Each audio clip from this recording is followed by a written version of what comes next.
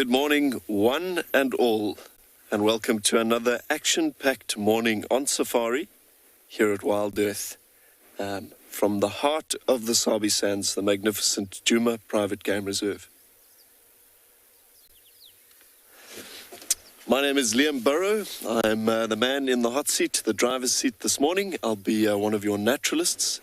The gentleman behind the lens, the man making all of the magic happen, is the legendary Gert Burger. We are starting our day this morning with something quite special. This large, dark, turkey-sized bird is a magnificent southern ground hornbill. As we were sort of setting up all of our camera equipment and everything this morning, getting our vehicles ready, we could hear these guys calling off in the distance. So a nice bonus to have this guy as we turned out of the gate onto the quarantine open area. But before we get as far as that, a little bit of housekeeping from our side. Again, we like to make these drives as interactive as possible. We love getting questions from all of you at home. So please feel free to submit those questions to us under the hashtag WildEarth on Twitter. Oop, man up. If you are under the age of 18, your questions are also very important to us. So please submit those questions at kidsquestions@wildearth.tv. So that's kidsquestions@wildearth.tv. You're also more than welcome to subscribe and submit your questions to us directly on our channel page. Beautiful. So this gentleman is rubbing up against a special gland in that triangular patch at the base of his tail there, called a preen gland. That secretes a special waterproofing oily substance that he will then brush over all of the feathers that need it. Conditions them all, keeps them nice and in good condition. A really, really special bird.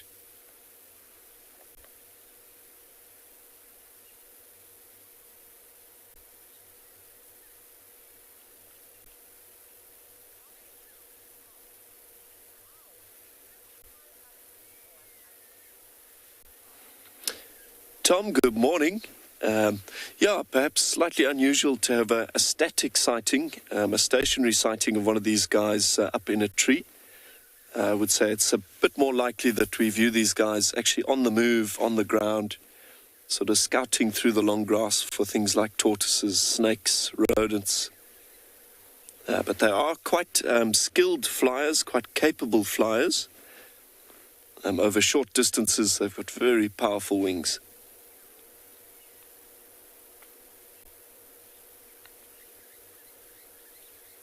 Yeah, the secret to this guy's success is that saber-shaped bill, which he'll actually use to harpoon dangerous prey items, things like snakes, and to break through the shells of things like small tortoises. We know that there's nothing worse than just as your favorite leopard is about to catch his first meal in 3 days. You are on the edge of your seat and up pops an advert. But as you know, a life without advertising would mean a very boring evening when you arrive home from work.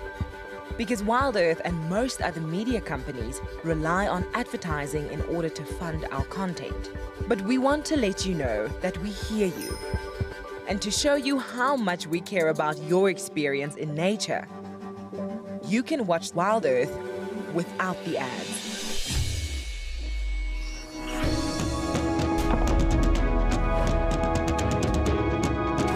Sign up to be an explorer and watch the channel on the WildEarth website completely ad-free. Head over to our Explorer page to find out more. WildEarth Explorers, it's in your nature.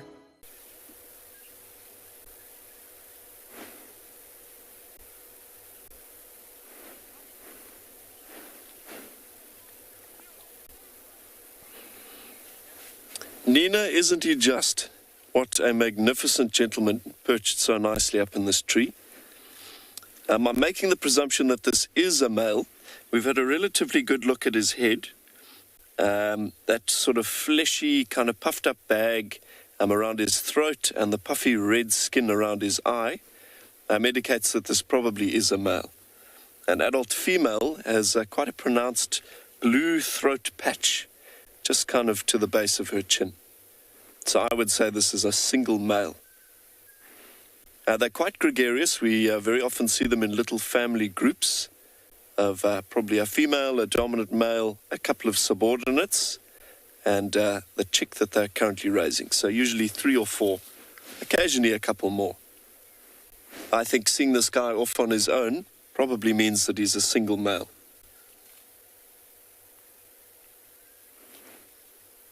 Yeah, an endangered species in South Africa, so this is a really special sighting.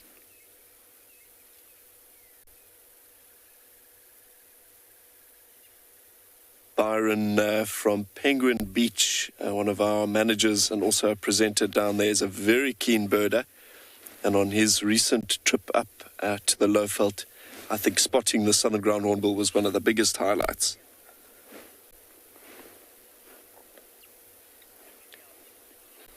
A matriarch wannabe, you've hit the nail on the head. They absolutely do.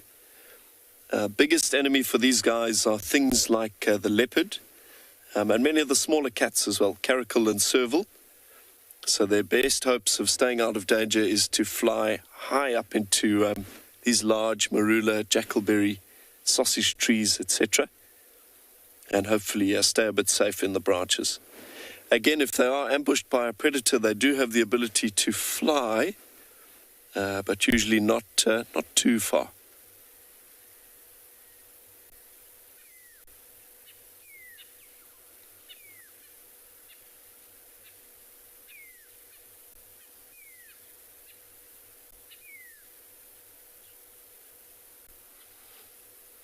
Yeah, their population across the Lowveld is in a little bit of trouble. I think the biggest problem is habitat destruction. Once they settle inside the private game reserves, the Greater Kruger area, but heading out into the community, many of their nesting trees, the largest jackalberries and marulas, have been chopped down. And I believe they're also killed for the traditional medicine trade. So yeah, best this guy stays right where he is, safe and sound here at Djuma. Anyway, while Gert and I continue to view this guy for another moment or two and perhaps begin our morning missions, let's check in with James to see how his drive is going so far.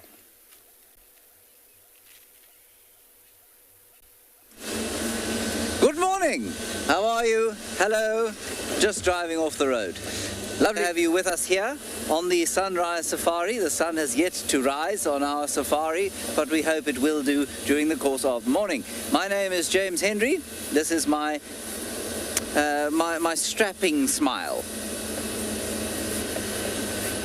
There we go. And we have got Panda on camera this morning. Show us your thumb, Panda.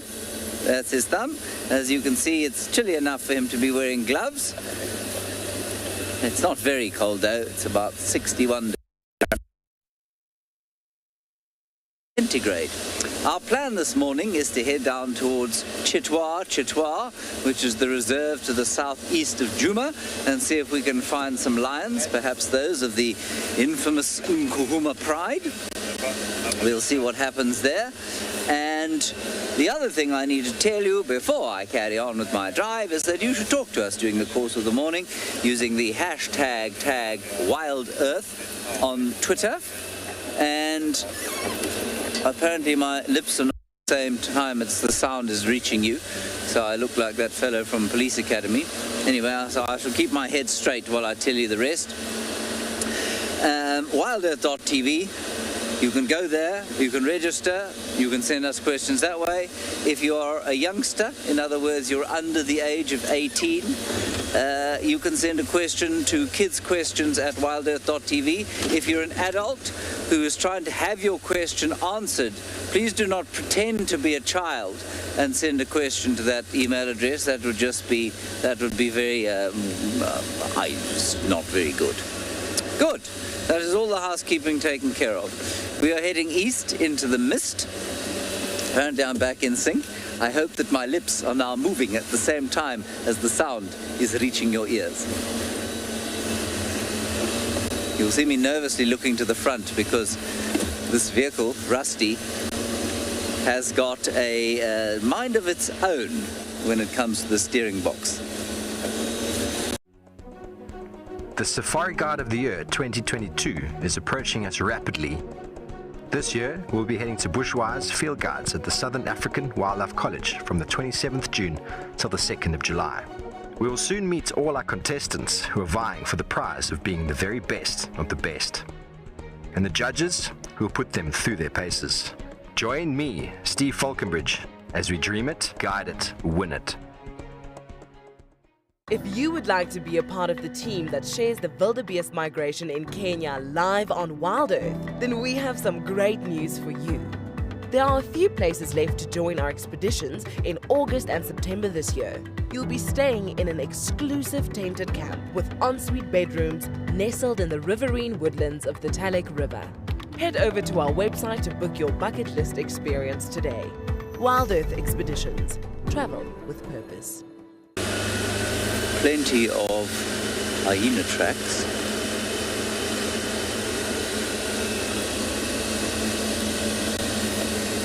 Hello Norm, you say happy first day of official Djuma winter. I had no idea that this is when winter began at Djuma, but thank you very much, Norm. Lots of hyena tracks. Oh, I see what you mean. It's the solstice, isn't it? Yes, okay, I'm with you. Well done, yes. It is the solstice.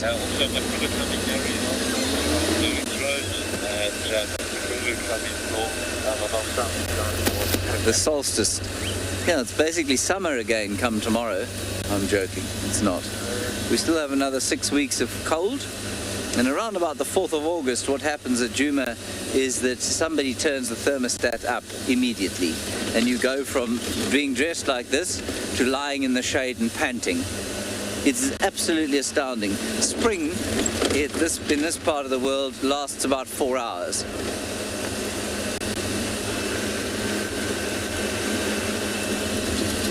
And then you're just into summer.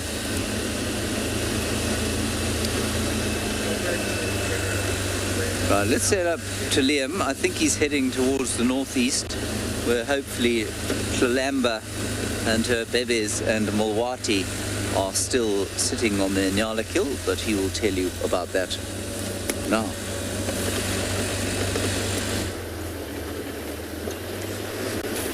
So our missions continue this morning. Myself and Gert are mobile up towards Hyena Road in the hopes of having another look for the Tlhalamba female, her 2 cubs, and possibly any sign of the Mulwati male. I think the chances are small, quite honestly, with the fact that Mulwati came in and stole the carcass. I don't think there's much chance that they're going to be exactly where James left them last night. But you know what? Stranger things have happened. It might also be a nice opportunity to check for any sign of those wild dogs around Buffelshoek Cutline.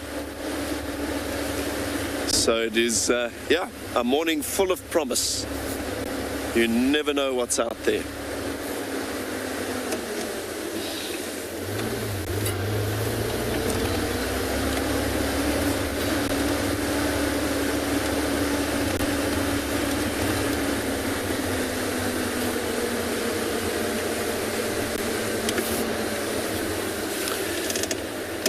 Good morning there, Michael. Nice to have you on board. Indeed, my sentiments exactly. I have a feeling, though, our fears there are probably realized. But that's all good with Tlhalamba and the cubs having started their day with that Nyala carcass. I don't think any of them are going too hungry today.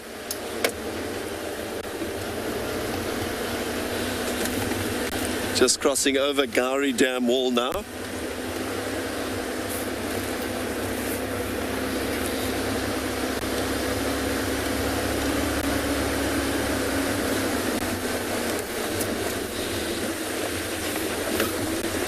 Some fairly fresh elephant dung around, and must be a group of pachyderms here somewhere.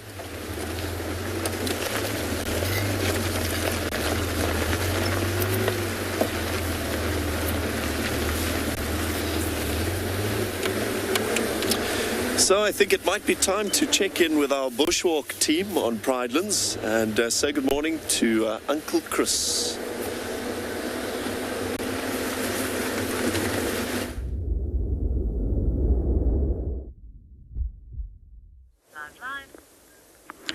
Good morning everybody, and welcome back to Pridelands. We're gonna get cracking. My name is Chris, and with me on cam-ops today, again, Mpo, and I'm standing right next to my favorite tree on Pridelands. We've done a few segments on this tree. Big leadwood, and this is not what I'm here to chat about. We have got word that there were some lions seen relatively far south east of here, and that's going to be our plan, to find those lions or relocate them. It seems to be 3 members of the breakaway pride, so how incredible will that be if we can get those lions today on air? Well, the only way to find out is if we go there. So that will mean we're going to have to use the vehicle, so we're not going to be walking much initially. I'm going to go and see if we can find those lions. There's a catch, however. It is in an area where we know we've got signal, but it is variable. So I'm going to give it a go and see if we can get those lions on this morning safari.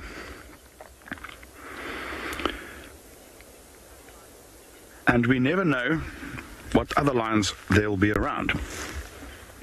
Here at WildEarth, we promised great monthly prizes for our explorers, and this month is no exception. If you join our club before the 10th of July, then you stand a chance to win a fabulous Safari Guide online course brought to you by Bushwise Field Guides. They specialize in accredited safari guide training with courses tailored for the African safari lodge industry. Sign up to be a WildEarth explorer today and don't miss out on this life-changing opportunity.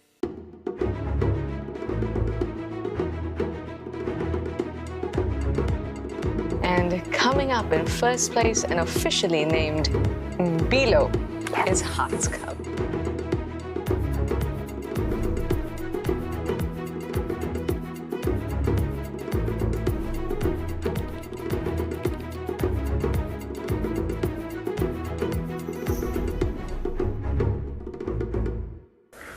It is an enormous tree.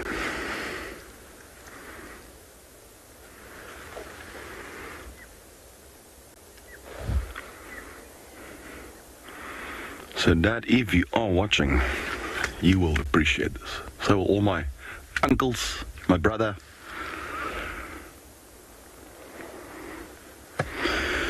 So that, we'll come back to this tree at some stage. We need to. There's some other big trees around. We're going to be heading towards those lions. Hopefully they'll still be there.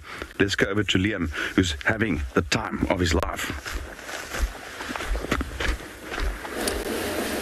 Fantastic. Well, good luck for lions on that side there, Chris. Hope you have some success. And yeah, let's get educational.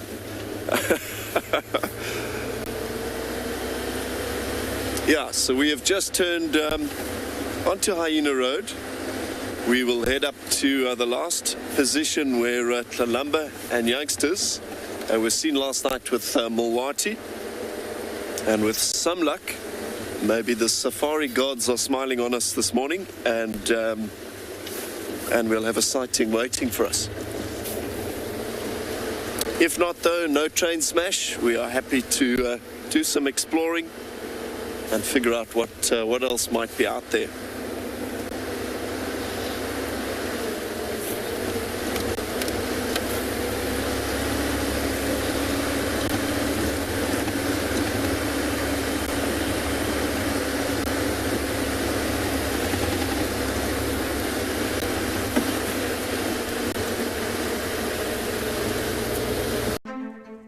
We protect and reconnect nature across southern Africa.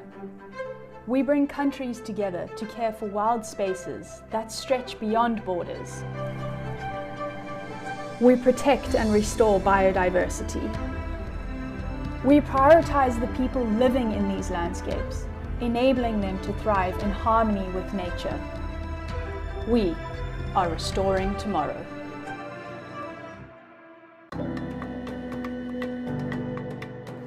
Well, my name is Mark Carantonis, and I'm the co-owner of a travel company called Africa Direct, and I'm from White River in Mpumalanga, and I'm the founder of Safari Guide of the Year.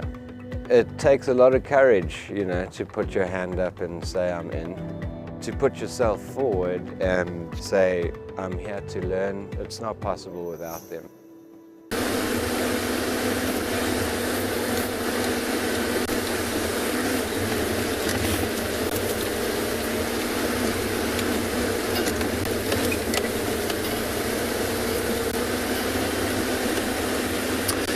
James Richard, nice to have you with us as well, and hearing you loud and clear. It would be marvelous to get hold of those wild dogs again. Certainly one of my favorites. Yeah, fingers crossed.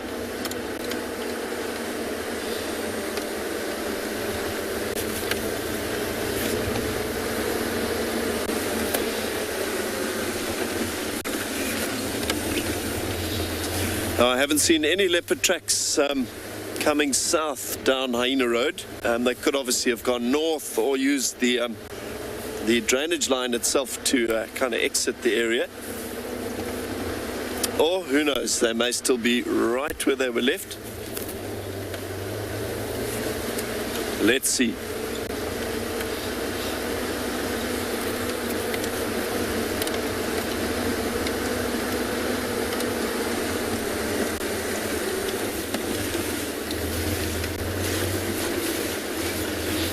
Brilliant. Well, I believe it might be beneficial to all of us to check in with James. I believe he has something pretty exciting to show us.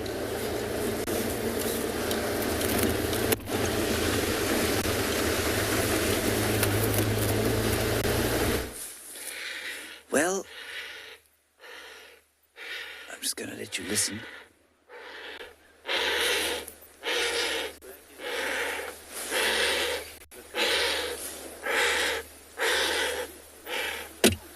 I'm going to let you guess what that sound was. You can tell me what you think that was. We're sitting now with a huge pride of lions. They've just finished a kill here on Chitwa, and I'm currently looking at 1, 2, 3, 4, 5, 6, 7, 8, 9, 10 lions. We saw another male just as we come in here, which was extremely exciting. And possibly even more adults in the bush, not too far from here. Vultures all over the place. Very exciting stuff. Oh, listen, they're going to call.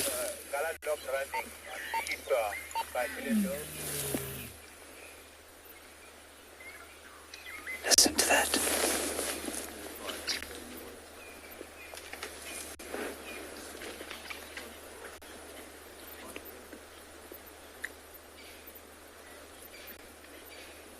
As you can see, they've all got various bits of congealed viscera all over their faces. Fairly disgusting, must be said.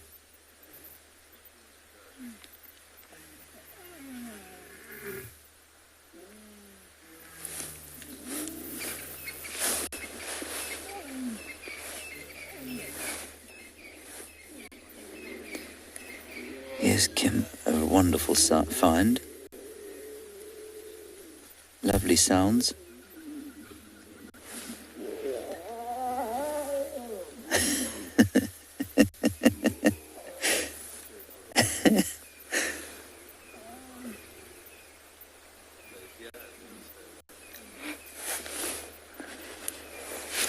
This is a proper puddle of lions going on here.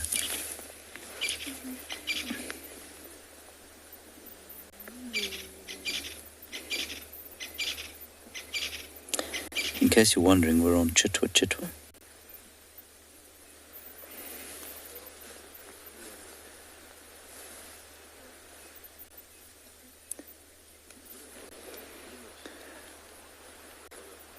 Hoping been making quite a lot of noise, so with any luck they'll all call again, and there's nothing quite like a whole pride of lions calling.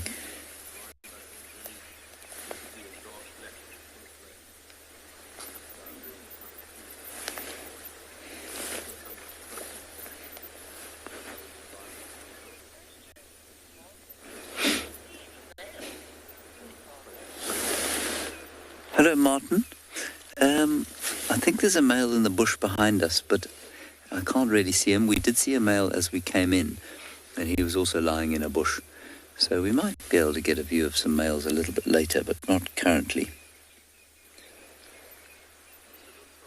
And there's a nice hooded vulture here. Let's have a look at him, Panda, if you don't mind. Now, I've told many of you this before, but for those I haven't, what you're looking at there is the most blighted creature on God's earth. Why, you might ask, do I say that this is the most blighted creature on God's earth? Well, if you look at the hooded vulture and see that he is eating, you might ask yourself, what is he eating? And what he's eating is the world's most evil substance. And that substance is the scat of a lion. And if you have been very, very bad in a previous life, you come back as a hooded vulture, where your role is to eat lion dung. It is quite the most foul thing in the world, and this poor bird has the ecological role of eating lion dung, and therefore it must be concluded that this is the most blighted creature in all the earth. So that bird was quite possibly some kind of murderous dictator during a previous life.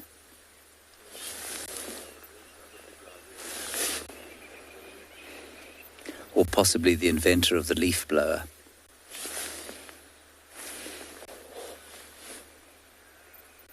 The hooded vulture. The sun has just peeped up over the horizon, so we're going to get some nice golden light on the kitties snoozing here in the clearings. I'm hoping that they'll get up and be slightly more active than they are now. There you can hear the males in the background. Ah, brilliant. Okay, so these are not the only cats hanging around in the bush today.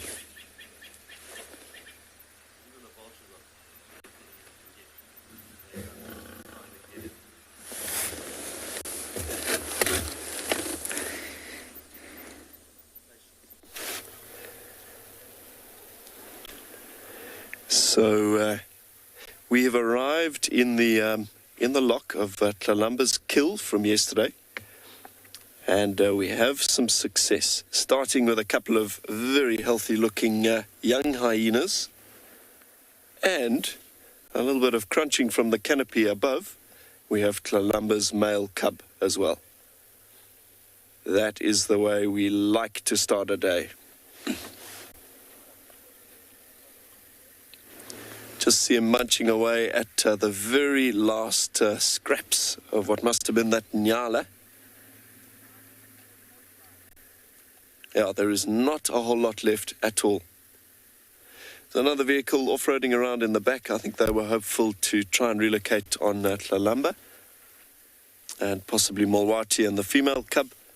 No sign of them so far, but I don't think they are too far from where we are.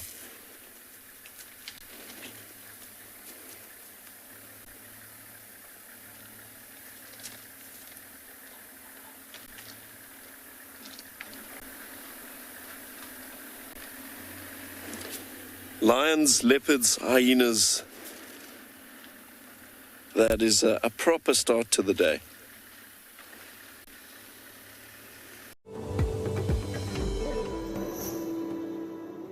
My name is Michelle Duplessi, and I'm the Managing Director of the Field Guides Association of Southern Africa. I'm one of the judges this year, and I'll be judging the game drive category, as well as hospitality, professionalism and storytelling. I really look forward to seeing everybody again this year, and obviously to meet the incredible contestants.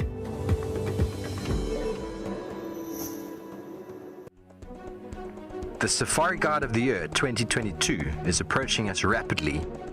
This year, we'll be heading to bushwise field guides at the Southern African Wildlife College from the 27th June till the 2nd of July. We will soon meet all our contestants who are vying for the prize of being the very best of the best, and the judges who will put them through their paces. Join me, Steve Falconbridge, as we dream it, guide it, win it.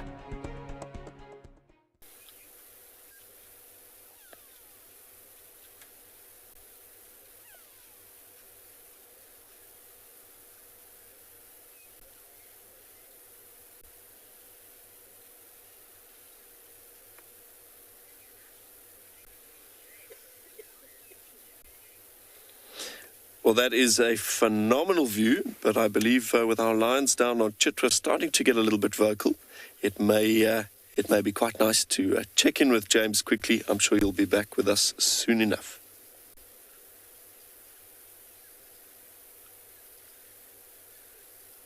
We've just had a lovely little calling from the lions. They all roared.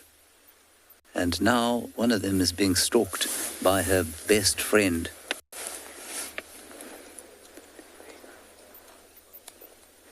That's quite amusing, really.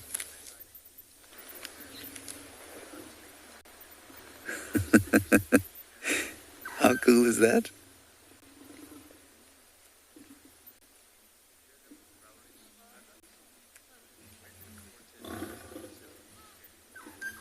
Might be able to hear a couple of the males shouting at each other in the bush behind us.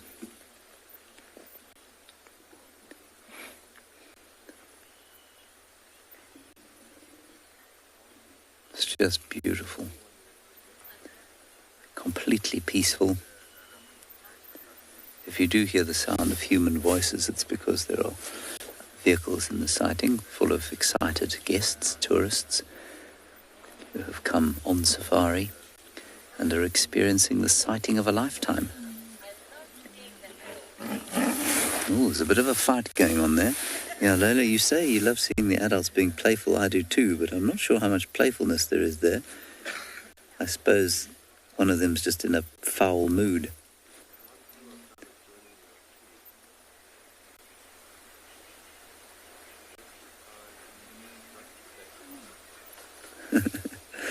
That's quite cool.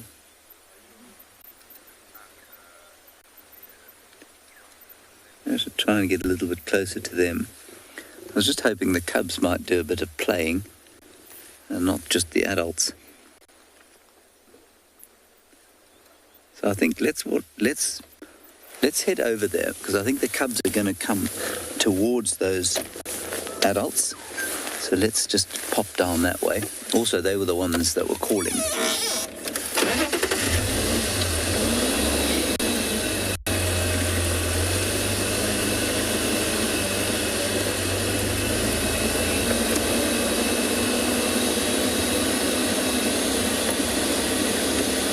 Not sure how long we're going to have here, because I know that there are lots of vehicles coming towards this line.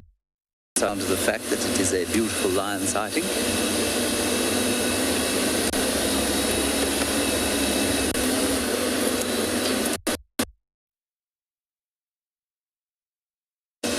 Get some nice golden light on them. All right, Panda. Stop there. I think that'll be good. And I'm hoping that the cubs will come across this way. Quite possibly they'll just sit and do nothing where they are. Now, I think I must have met some of these cubs before. Yes, Mandy, look at those big, fat, full tummies. They are very fat and full.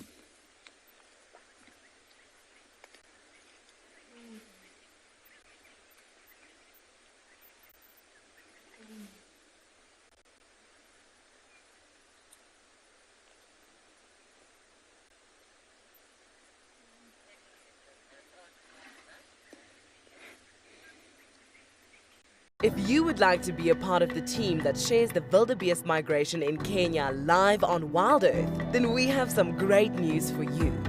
There are a few places left to join our expeditions in August and September this year.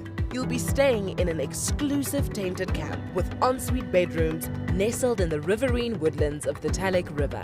Head over to our website to book your bucket list experience today. WildEarth Expeditions. Travel with purpose. Here at WildEarth, we promised great monthly prizes for our explorers, and this month is no exception. If you join our club before the 10th of July, then you stand a chance to win a fabulous Safari Guide online course brought to you by Bushwise Field Guides. They specialize in accredited Safari Guide training with courses tailored for the African safari lodge industry. Sign up to be a WildEarth explorer today and don't miss out on this life-changing opportunity. And he makes the point that these are the cubs that survived white muscle disease in 2016. And now they are mothers themselves. Isn't they calling again? Here we go.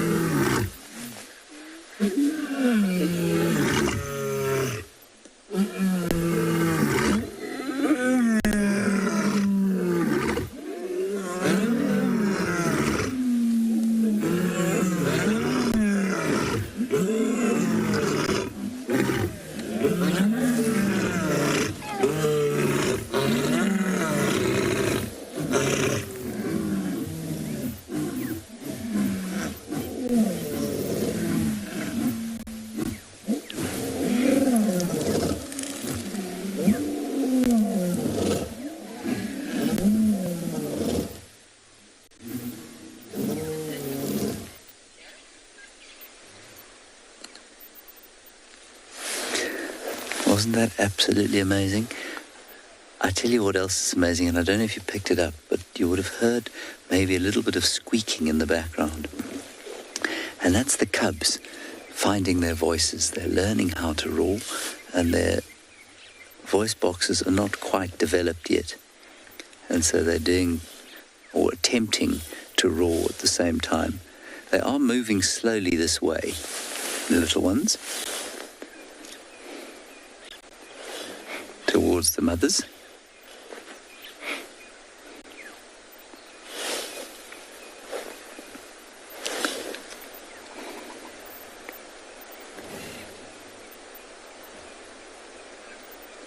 Oh, such a wonderful sound that to hear it echoing off the trees.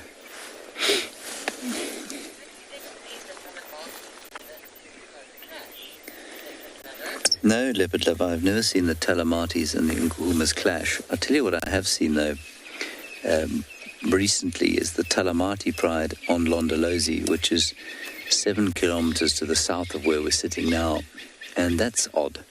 So basically what's happened is that they've leapfrogged the territory of the Nkuhumas and gone down further south, because they used to be further north. And it must be, and I don't know this for sure, but it must be because there's pressure coming from the north. So they've managed to do that, possibly without too much conflict with the Nkuhumas. I'm also led to believe that the Nkuhuma pride seems to be splitting, which is totally normal for a pride of this size. And we have a group called the Nkuhuma sub-adults, and then the Nkuhumas, and they won't be split completely yet. They'll probably still be seen together fairly frequently, and in fact I wonder if they aren't being seen. They're probably all around here now. So fascinating stuff. They're not going to do a great deal today, so I think we'll hang around here for as long as we can, and then when they really do go completely flat, we'll move on.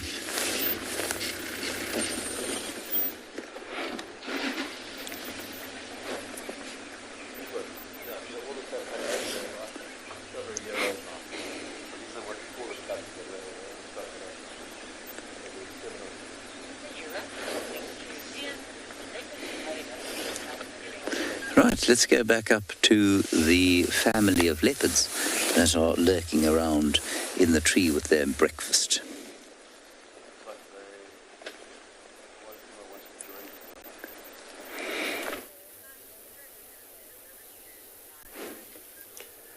So how incredible was that view of those wonderful lions down on Chitwa? We are sat here on Hyena Road, south of Buffelshoek cut line, Gert and myself. We could actually hear those lionesses from here. So, yeah, that's probably a good 4 or 5 kilometers. It's a serious distance. I think that dry, still air helps that noise to travel extremely far. Very, very impressive indeed. We are still sat here with Tlalumba's now fairly pot-bellied male cub, who is going to town on the remains of that Inyala.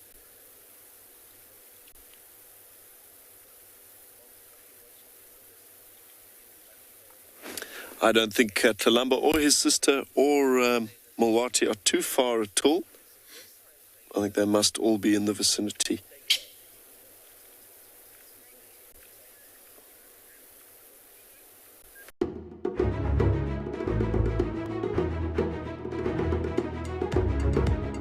And coming up in first place and officially named Bilo is Hart's cub.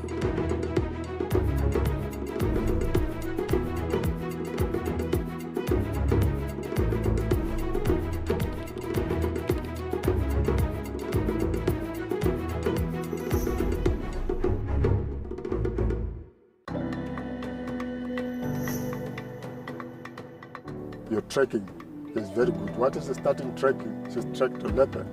You walk a little bit, you stop. You can starting checking. Keep your hands, your neck up. Okay, your eyes. Listen for the birds. You follow the leopard. The leopard should see you first. You lose. Not next year.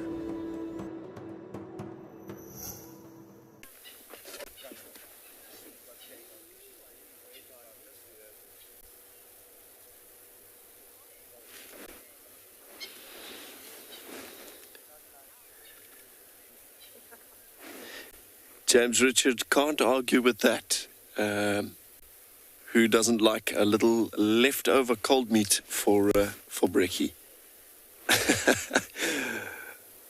I don't know, this might be a little bit raw to my taste, a bit rare. But as far as he's concerned, that is tip-top. I was just commenting to Gert that the sheer size of this male cub is a bit mind-blowing. He almost equals his mom in size. Another 8 or 10 weeks, he will be as big, if not bigger, than Tlalumba. That's pretty normal, though. The male cubs tend to be a bit more husky than the females. He's growing into a big, healthy lad.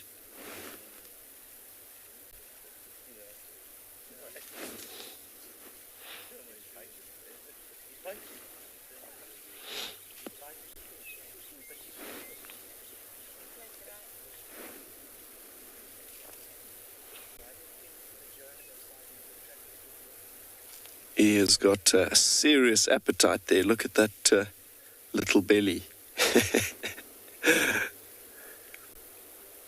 Yeah, but essentially if you put yourself in his mindset, he doesn't know when his next meal will actually come. Wheelie Girl, glad this drive has excited you as well. And this is such a brilliant start to our day. Who can complain with a cat morning?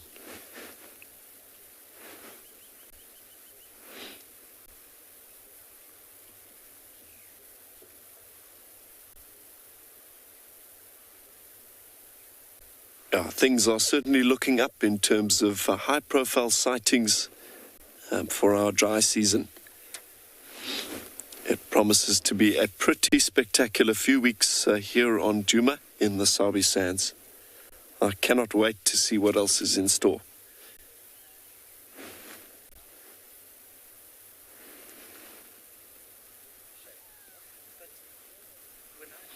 Yeah, so essentially this young male doesn't really know where his next meal will come from, if that meal will come at all. So with food in front of him, he is going to capitalize on every last morsel. He's got to put on a lot more weight to develop into an adult male. So this kind of behavior, slightly gluttonous, will serve him well.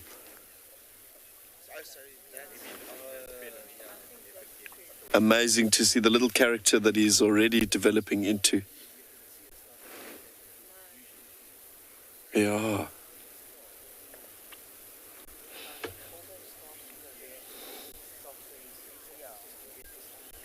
Yeah, we had that incredible sighting yesterday morning of this incredible young male capturing that duiker, that small antelope, with the help of his mom, Tlalamba.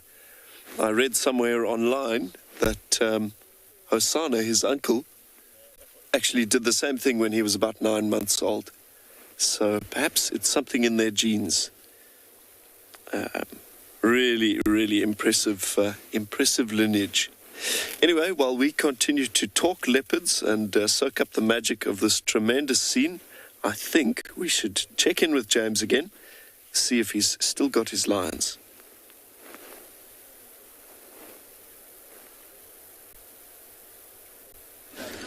They are lazy. The cubs have just come into a little group, and there's still some calling from the male off towards the west. Listen to this little one calling. If they call, that'll be hilarious.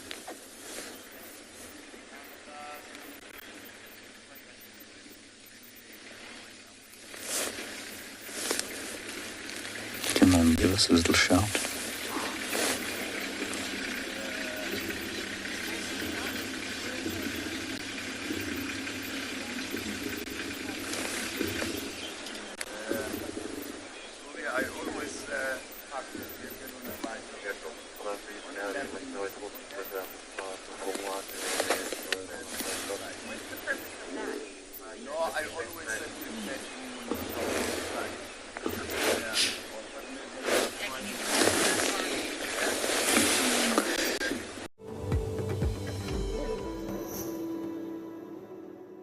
My name is Juan Pinto. I'm here for Safari Guide of the Year. I'm one of the judges. One of the categories in the competition is the walk, or the on-foot experience as you call it. And it's kind of the leveler. It's the experience that really is important for a guide to have, to be able to take people safely into the environment on a walk.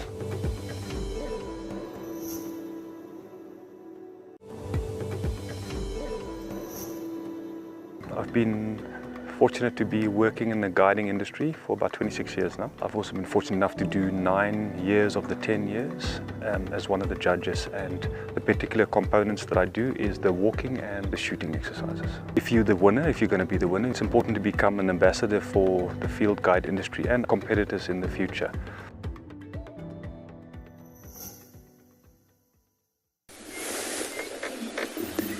Here comes the male.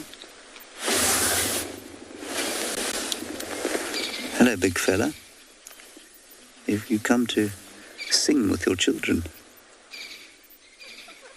Look at that. He barely gave them a glance. Imagine that must be quite disappointing for them. Oh, now he's going to mark his territory. If that's all he does, it'll be acceptable. If he does a number 2, I'm afraid we're going to have to leave, because what little is left of my hair will fall out.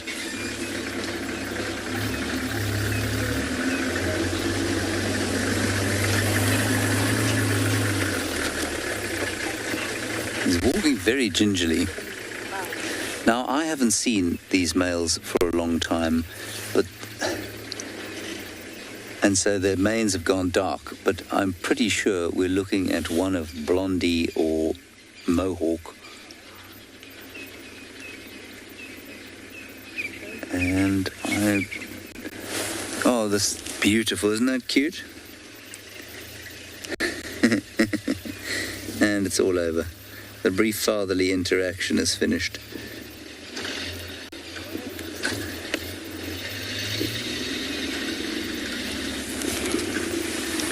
Now he'll go and greet the females. If anybody would like to tell me who we're looking at here, that'd be great, because I can't remember.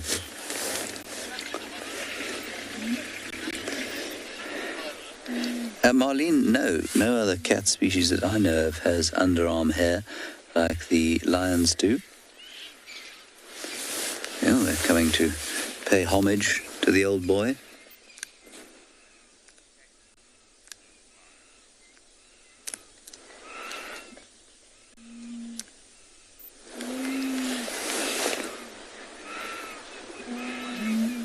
With mournful sound as the cubs next to us.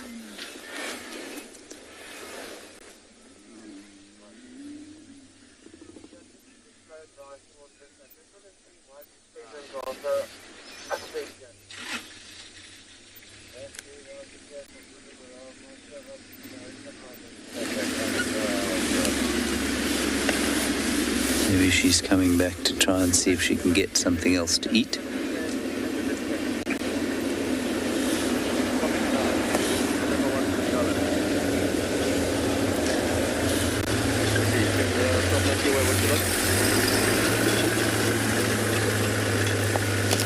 Beautiful sighting. Really very special, this. Just listening to the radio because I've got a nasty feeling we're going to have to move out because there are lots of people coming to have a look-see.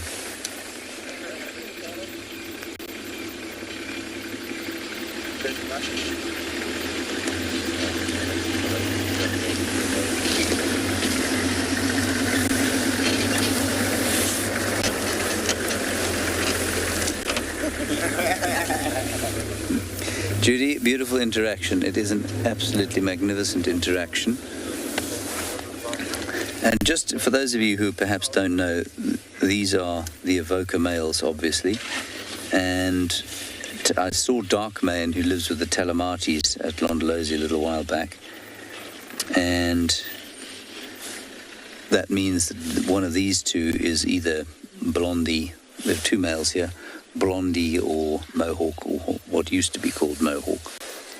I'm just going to shifty a little bit around here so that we're not staring through the carcass of that marula tree, once proud marula tree.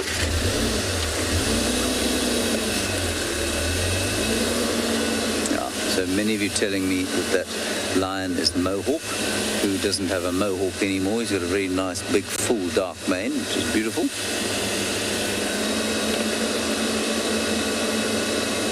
There we have the great puddle of lions out in the clearing. Magnificent.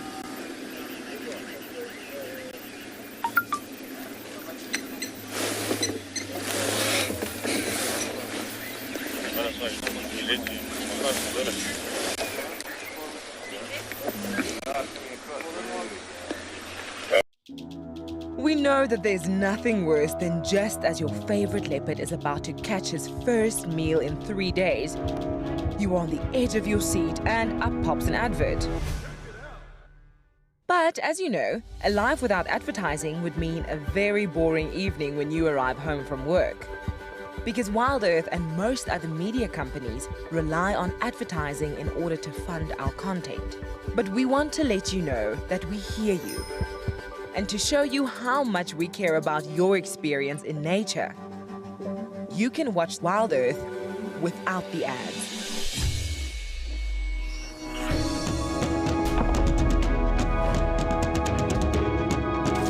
Sign up to be an explorer and watch the channel on the WildEarth website completely ad-free. Head over to our Explorer page to find out more. WildEarth Explorers, it's in your nature. Lots of shouting from the impalas that come out into this clearing and suddenly see in excess of 10 lions lurking about. So every so often you just hear an impala who's wandered out of the bushes for a bit of sun has discovered that no, in fact, this is not the place to be.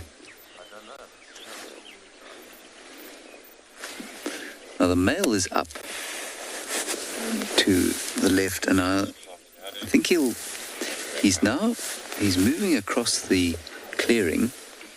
We'll see if we can get him.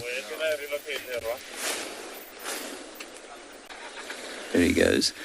So that's Mohawk. He's turned into an absolutely magnificent male lion. Ah, there's a female coming straight in front of us there. You can see there, Panda. She's coming across the clearing, and he's going to greet her. I'm not sure why he's going to greet her, or if he's going to have some kind of angry interaction with her. Are we going to carry on looking there? I'm just going to tell you that there's a jackal booking it through the clearing the other side, trying to get away from what was also obviously a fairly shocking sight of in excess of 10 lions lying here in the clearings. It's all happening out here.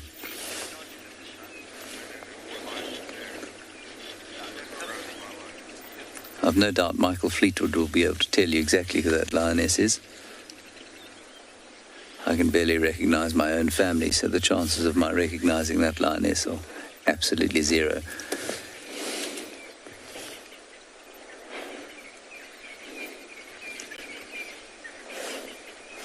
I should pick up Mohawk fairly soon, coming into the clearings to say hello. Another young male wandering gently over towards her. Mohawk's got his head down. It's quite interesting.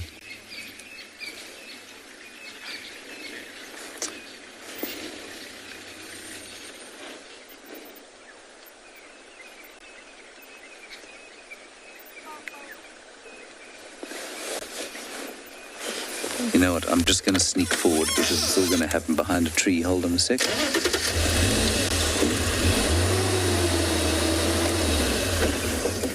There we go.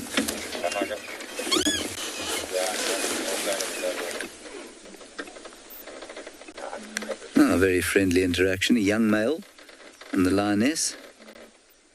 And Mohawk, well, just checking if she would perhaps like a little bit of action later on post-meal. He's doing his little phlegm grimace.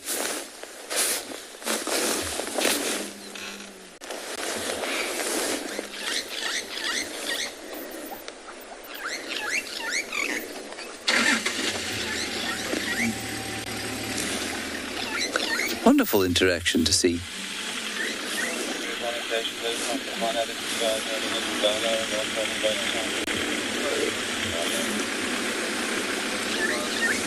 Beautiful. All right, everyone, I'm afraid we are going to have to leave the sighting in the next couple of minutes. Jenna, you say these mornings are just the best. I agree with you. I think the mornings are best. Malome, how for Shelly?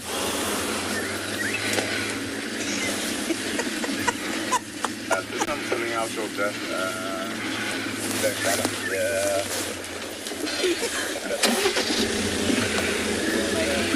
All right, everyone. I was just saying hello to Herbert, who many of you will remember, Herbert Quasar.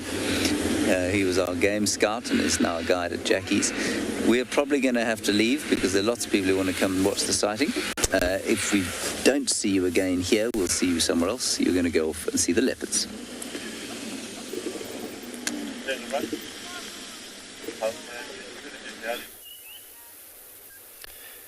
So speaking of spots, plural, our leopard sighting has just grown by 2 members of the family. So front and center here in the long grass, we've got the Tlalamba female who's just settled in the long grass a short distance from the tree. And little sister, the small female, is also a little bit further back in the grass, doing some exploring this morning. And no sign of Mulwati. I think with the vehicles that have been moving around here, it's most probable that that male has moved off.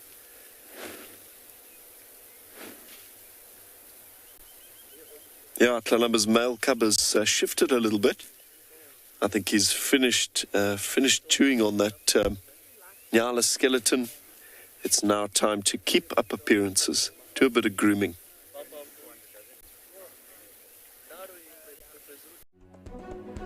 The Safari Guide of the Year 2022 is approaching us rapidly. This year, we'll be heading to bushwise field guides at the Southern African Wildlife College from the 27th June till the 2nd of July. We will soon meet all our contestants who are vying for the prize of being the very best of the best, and the judges who will put them through their paces.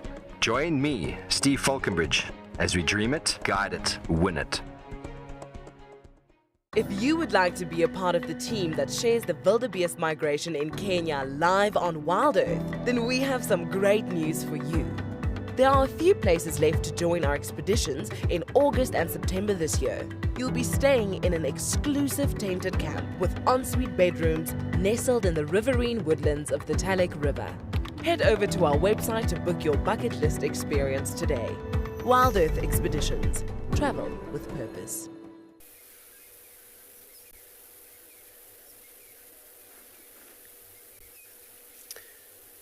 And just like that, Talamba is in the tree as well.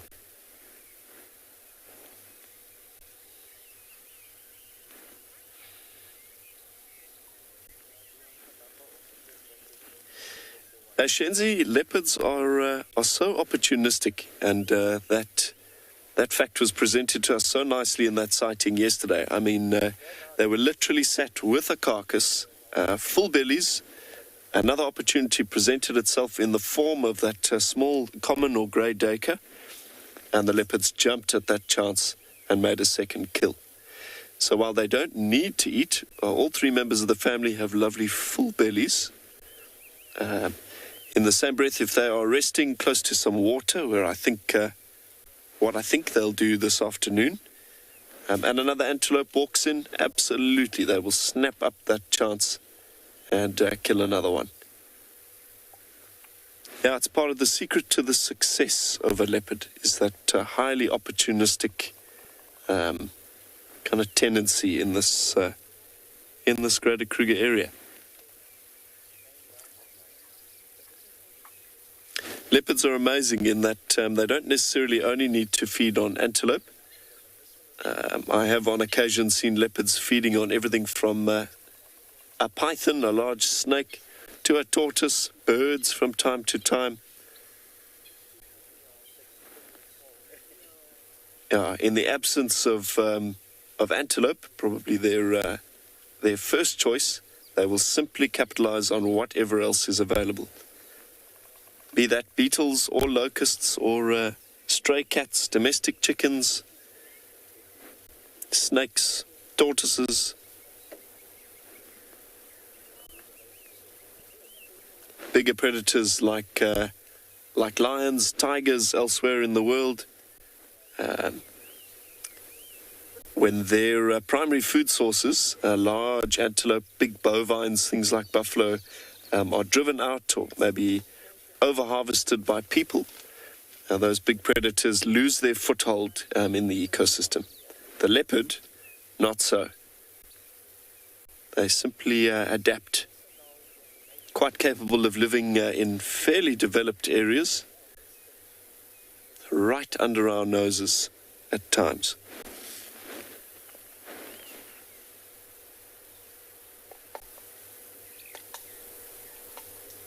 Listen to Tlalamba crunching those bones, an incredible sound. I know the light is a little bit difficult. Our sighting is very backlit, but I hope you're still enjoying the view.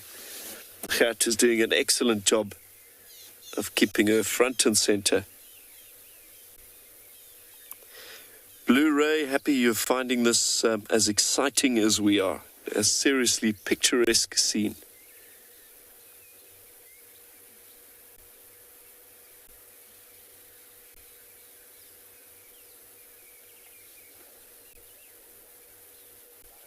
And absolutely nothing going to waste. They're taking the meat right down to the bone.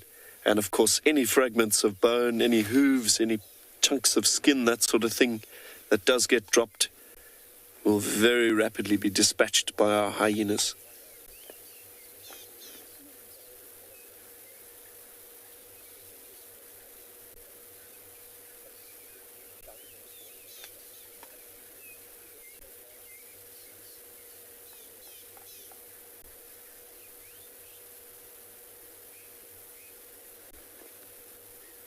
Here at WildEarth, we promised great monthly prizes for our explorers, and this month is no exception. If you join our club before the 10th of July, then you stand a chance to win a fabulous Safari Guide online course brought to you by Bushwise Field Guides. They specialize in accredited safari guide training with courses tailored for the African safari lodge industry. Sign up to be a WildEarth explorer today and don't miss out on this life-changing opportunity.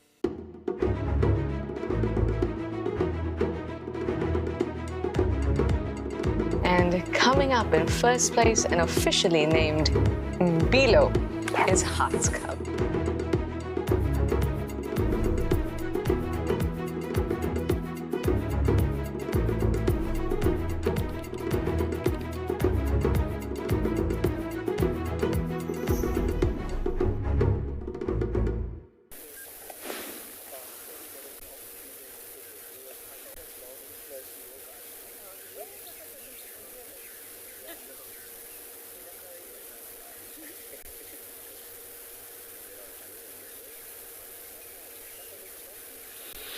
Yeah, I'm happy to see that Mulwati left enough meat for the family to have a second go. Yeah, it's sort of the right of a big dominant male to come in and take food if he feels the need. And I believe that's exactly what happened yesterday with the big Mulwati Tom.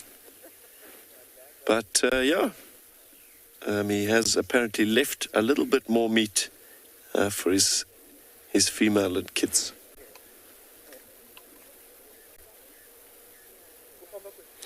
I think it might be anthropomorphizing a little bit too excessively to say that he did that on purpose. He was probably just full.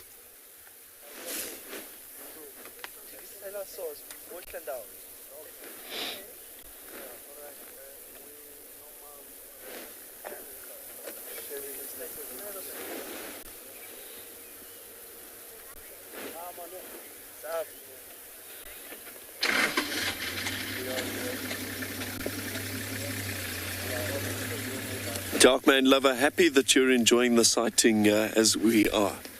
Always good to touch base with Juma's royal family, Tlalamba and her living lineage of youngsters. Yeah, I've obviously only been privy to sort of this generation, but I've obviously heard plenty of stories about previous animals, previous characters connected to Tlalamba. I'm very privileged to be sat here in the flesh, soaking up the day-to-day dynamic of these incredible cats.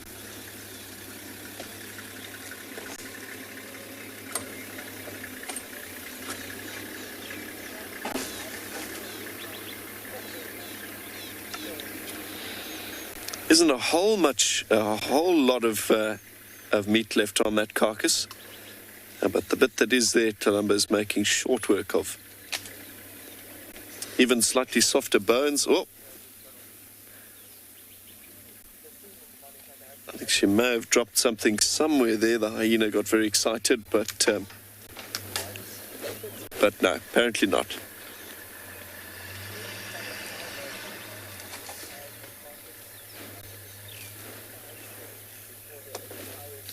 Oh, the leg.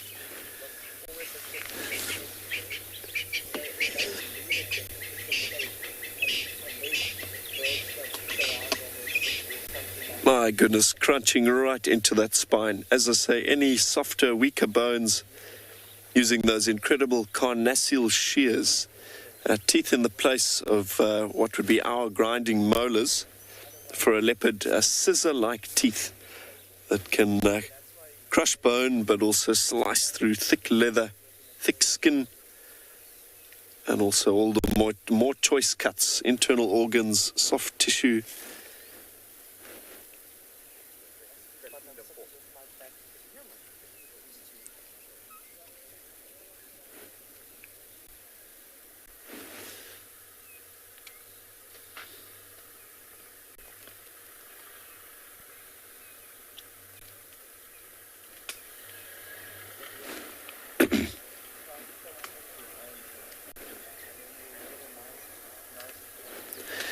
Mike, I have seen certain individual leopards on multiple occasions in the same tree, but I wouldn't say that it's like a go-to tree, that you could sort of bank on having a leopard sighting there. But certainly large jackalberries, trees that have been sort of stood on the same spot for a couple of 100 years, with very dense, shady canopies, can be very attractive, and leopards will return again and again. I think, though, in terms of hoisting carcasses into trees, it's often very circumstantial. They just go into the nearest, most appropriate tree when they do actually kill.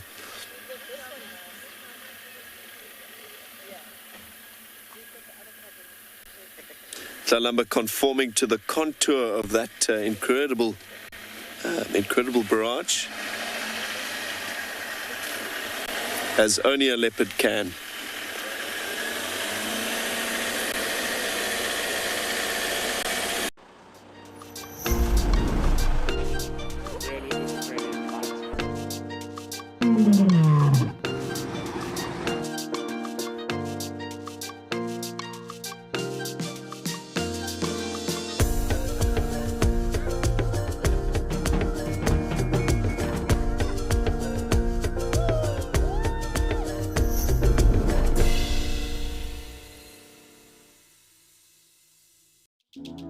We know that there's nothing worse than just as your favorite leopard is about to catch his first meal in 3 days, you are on the edge of your seat and up pops an advert.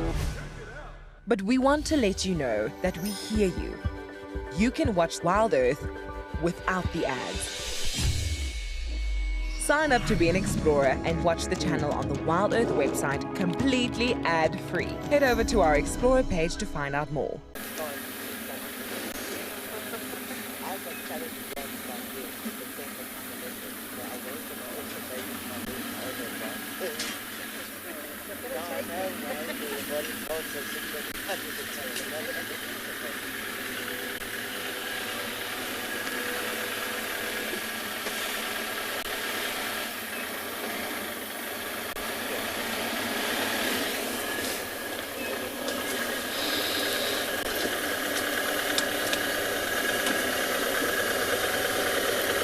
Brilliant. Gert and myself are going to continue to enjoy this Tlalamba sighting, and what a sighting it has been so far. I think, though, let's check in with James a little bit further south down on Chitwa to see what his lovely lions are doing.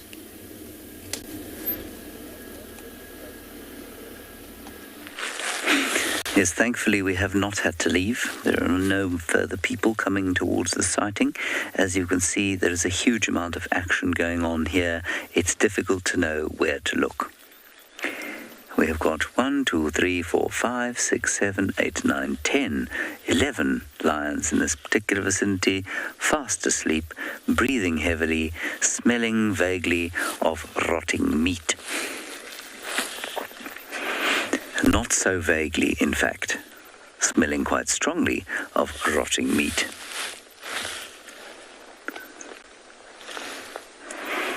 Oh. James Richard has made the comment that he hopes they don't relieve themselves while I'm here. Well, James, I'll tell you that I'm staring at a pile of scat, in fact, the very pile of scat that hapless hooded vulture was eating. And I shall prevail upon Panda to show it to you. Panda, do you see, just in the corner of that branch there, there's a pile of what looks like tar, sticky tar.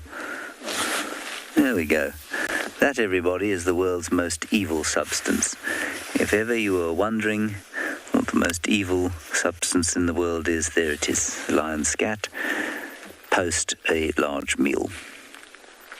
Thankfully, the wind is blowing away from that pile of lion scat, otherwise I would be dead. The hairs would have fallen out of my legs, my eyebrows would have singed out, and I'd be crying and dead at the same time. Okay, let's go back to the lions. That was utterly disgusting and not something that anybody should have to see for too long. Still, it is important to realize that these things exist.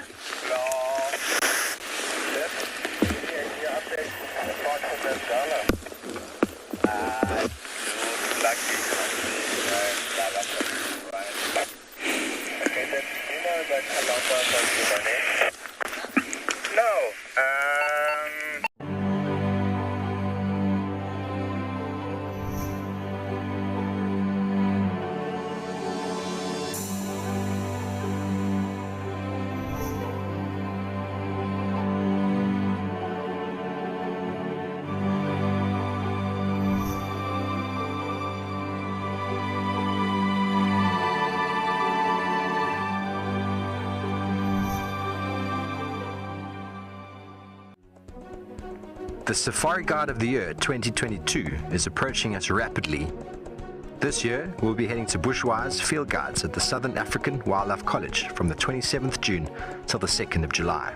We will soon meet all our contestants who are vying for the prize of being the very best of the best, and the judges who will put them through their paces. Join me, Steve Falconbridge, as we dream it, guide it, win it. Going off to find some shade, I think.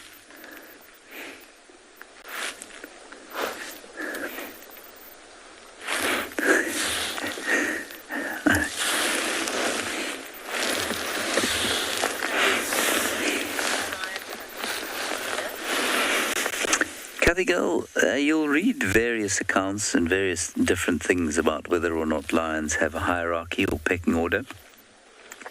They do, in so much as the bigger you are, the earlier you eat and the more that you will dominate the others. So it's really based almost entirely on size. So males dominate females. They are much higher in the pecking order. And in fact, if you look carefully at the site we're viewing now, you can see 3 sets of golden orbs facing directly at us. So we're looking at 3 young males. I've actually just noticed that. It looks ridiculous.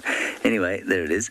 And although they are male, they're obviously smaller than the females, the adults, and the adults will dominate them at the moment. But in the pride itself, which strictly speaking is the closely related females and their cubs, there isn't usually a pecking order amongst the adult females. Normally they are fairly equidominant. You do sometimes find that one will begin to lead hunts more frequently than others. I'm not sure that you describe that as dominance so much as specialization. So it's a fairly flat hierarchy amongst the females in the pride. In a coalition of males, you do sometimes notice that one is more dominant than the other. It's normally based on his size, though, and also, interestingly, based on his level of testosterone. So if he happens to have particularly, particularly high levels of testosterone, then he will most likely dominate his coalition partners. But it's really based on size and that sort of thing. It's not based on guile and ability to wangle things socially.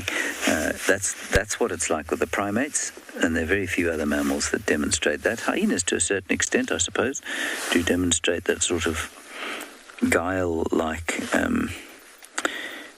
or the ability to use guile to gain social standing. But it tends to be very much a primate thing.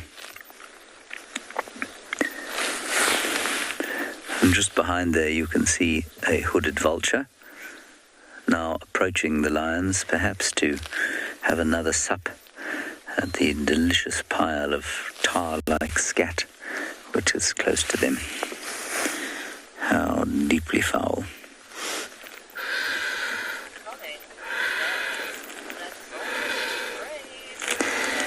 Gail, you say the vulture's brave? Yes, brave. Possibly suicidal. I mean, if this was your role in life, you might also be suicidal. Oh, look, he's found some. Yum, yum, yum. Hey, how delicious is that?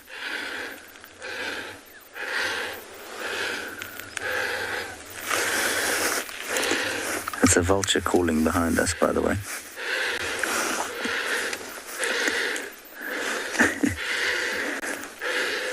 Clearly a fairly upset vulture.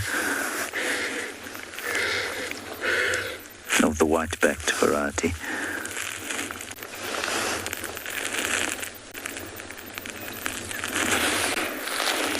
Here comes his friend to share in the delicious feast. Yum, yum. Oh, look at that. 3 of them sharing a feast. A feast of great foulness.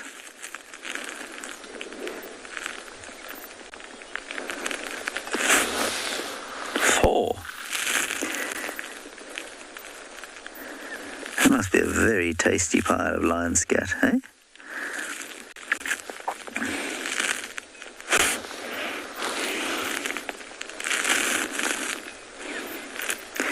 So a number of individuals who were very bad in a previous life are now gathered in front of us. Perhaps some bankers. That's probably quite likely. Like I say, the inventor of the leaf blower. And possibly a dictator or two.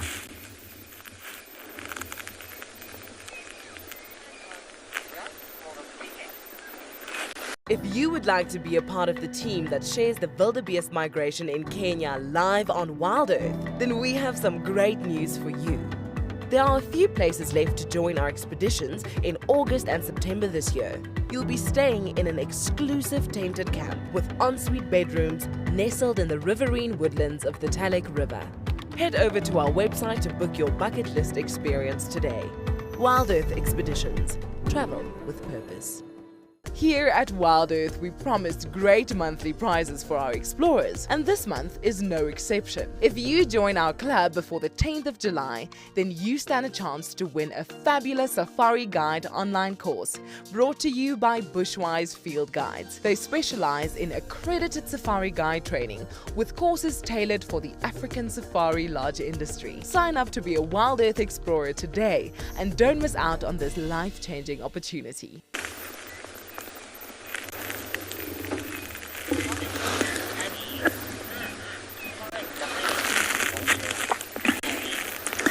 Annie, indeed, very fine dining for these vultures. Here comes the suicidal one. Can you see him there, Panda? Yeah.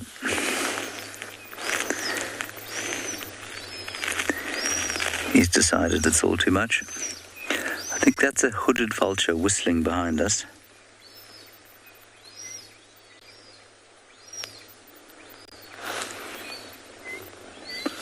As opposed to the whitebacks who make that horrible hissing sound. Or disturbing hissing sound. It's not necessarily horrible. Oh yes, Chris, hooded vultures will eat leopard and cheetah scat as well. It is almost as disgusting as lion scat, it's just in smaller volumes.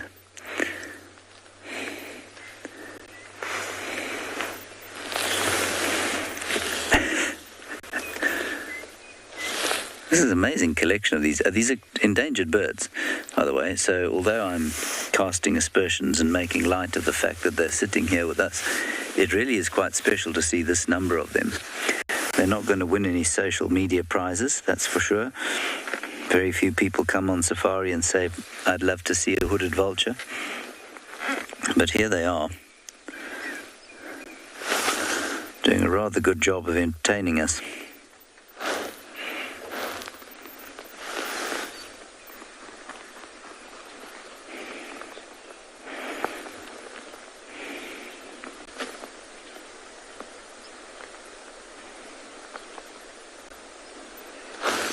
He's approaching this pile of scat that we were showing you earlier, and I think that if we sit very still, he might actually come all the way here.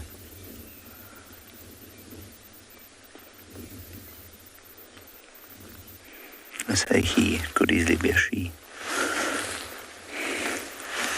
No, decided that not even this prime pile of turd is worth taking the risk to approach the human beings.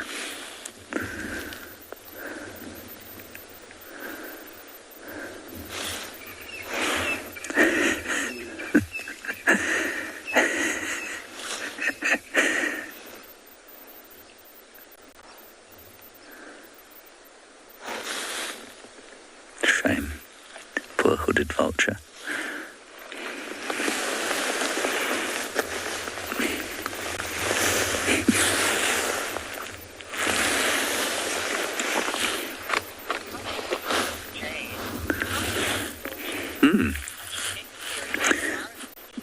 Yeah, Jade, you are not wrong. Vultures are incredibly necessary animals, incredibly necessary cleaners of the environment, and it really is something of a tragedy that we have a situation that there are so few vultures around, and they are endangered. Just about all South African species, in fact, all South African species are endangered, and that's a major problem. And it means that you're correct. There are places where there's just a great deal of disease because they're not around. And they get poisoned because farmers indiscriminately poison carcasses in order to kill predators like jackals and caracals that kill their livestock. And the vultures are the unfortunate indirect victims of the poisonings, and they also get poisoned because they're used in traditional medicine in some parts of South Africa. And that's, they said to be able to predict death. So if you get a vulture head to a medicine man or traditional healer, sometimes they're said to be very powerful, contain very powerful juju. And that's by no means all traditional healers, but it is a big enough problem for it to be worth mentioning.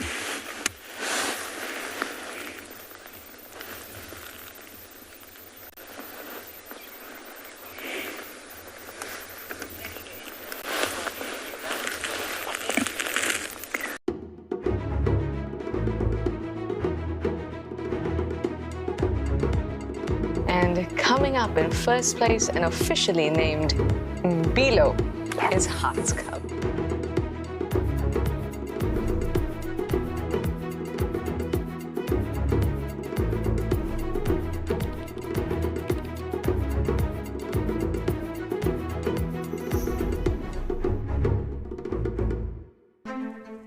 We protect and reconnect nature across southern Africa.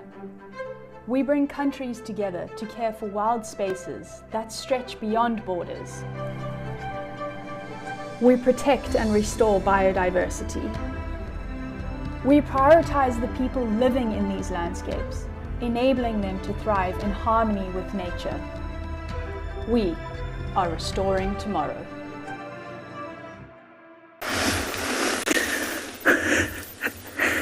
I'm not sure what these things think they're doing, getting close to the lions. Yeah, Debbie, it is entertaining. You say one of the best vulture sightings you've had. It's fascinating watching them, especially as they get closer and closer to these lions, taking greater and greater chances with their safety. It does seem rather bizarre that they should take such risks.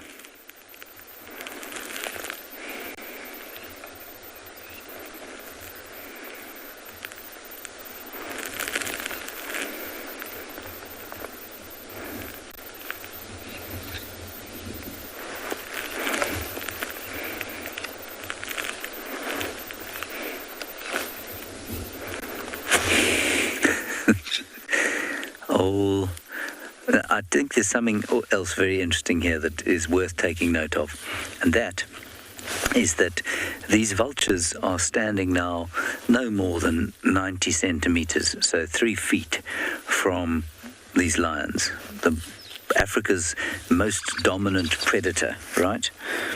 But at the same time, they won't come near us.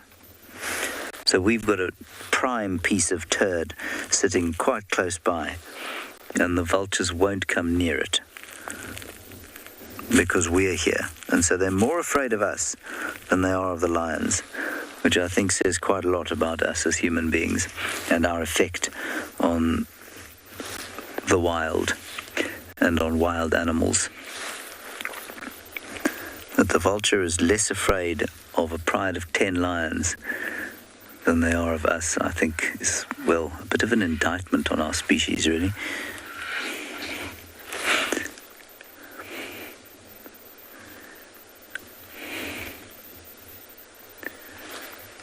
Imagine being so desperate for lion poo that you fought over it. I mean, goodness.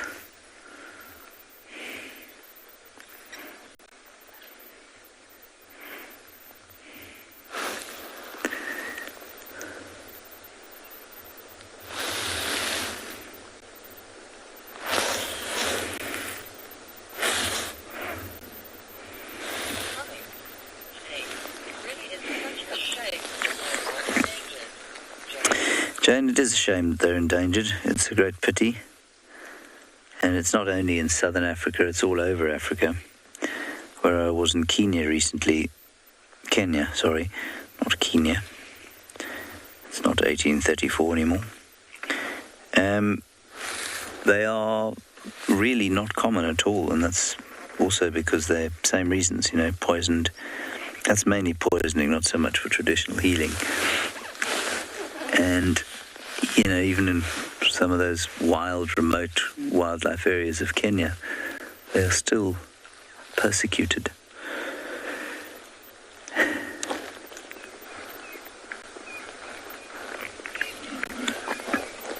suppose a little bit like hyenas in some respects, in that they are underappreciated, probably even more than hyenas. Playing with a stick now.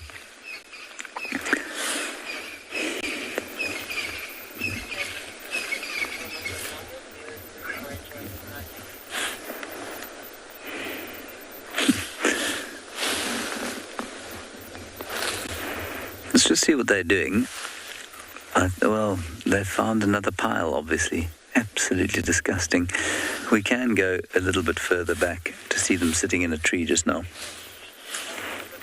Yes, Alex, they do. They have the thinnest beaks of all the vultures that we get here. 5 species of vultures: the Cape vulture, the lappet-faced vulture, the white-headed vulture, the white-backed vulture, and the hooded vulture.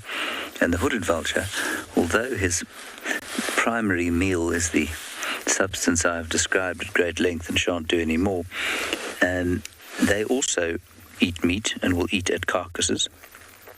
And because of their very thin, sharp beaks, they're able to really get in amongst the bones where many, many other predators would be unable to, and other vultures would be unable to. So yes, they do have the thinnest beaks by far.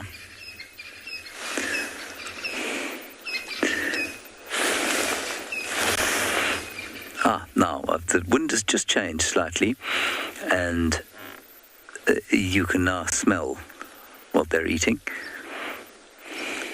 It's quite horrific, quite horrifying. The lions seem to be starting to get a bit warm now, and they're moving off into the shade. There we go. Up you get, you lazy fat lump. There he goes. One of the ones that was demonstrating warming his golden orbs in the sun.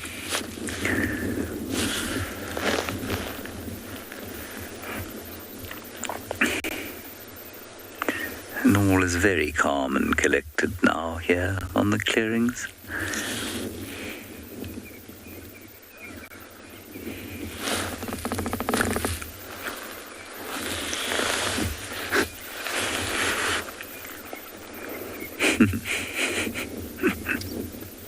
The ones with the dark hoods, by the way, I don't mean the lions, I mean the vultures.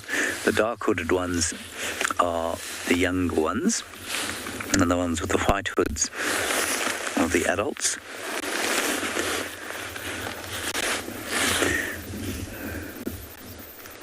Let me just have a quick squiz here.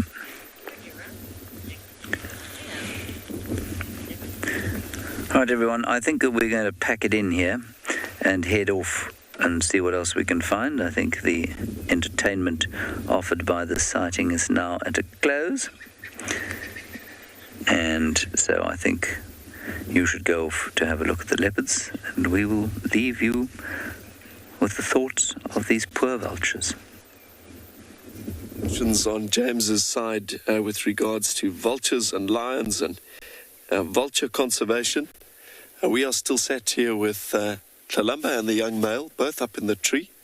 No sign of vultures on our end, but Tlalamba is still making short work of whatever remains of that Inyala carcass.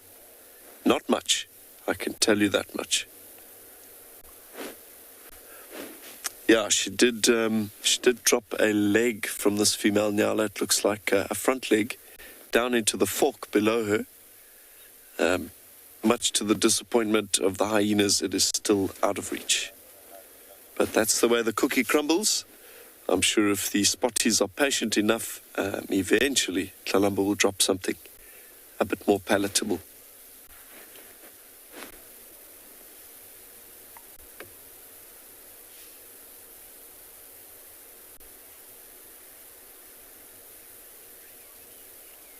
Yeah, the female youngster, Tlalamba's female cub, was settled in the grass quite close to where we are sat.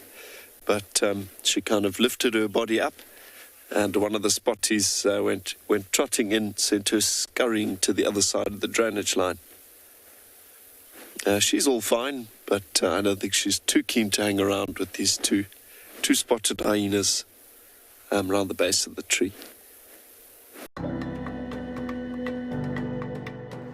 Well, my name is Mark Carantonis, and I'm the co-owner of a travel company called Africa Direct, and I'm from White River in Mpumalanga, and I'm the founder of Safari Guide of the Year. It takes a lot of courage, you know, to put your hand up and say I'm in. To put yourself forward and say I'm here to learn, it's not possible without them.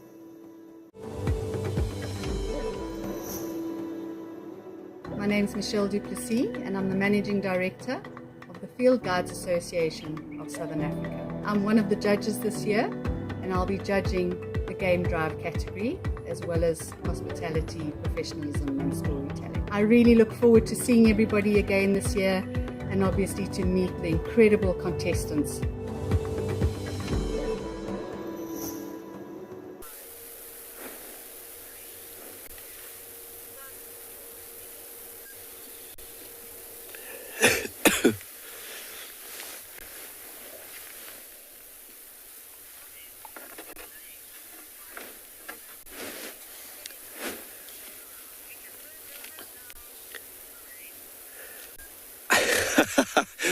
Lorraine, thanks for your comment. Happy you have enjoyed the sighting so far, but don't give up on us just yet. There is more in store. Don't go anywhere. Yeah, it has been a very exciting morning so far. Yeah, lions down at Chitwa, vocalizing nice interactions with vultures, and then, of course, the royal family of Djuma on this end.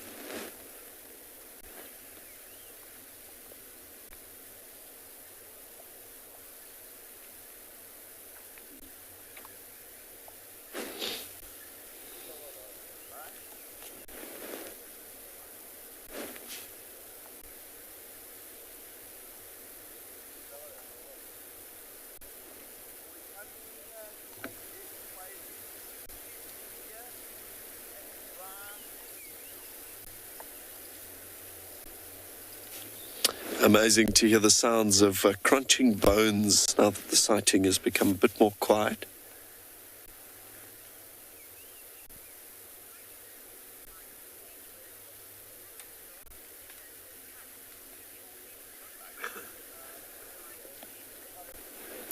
Michael, thanks for your question there.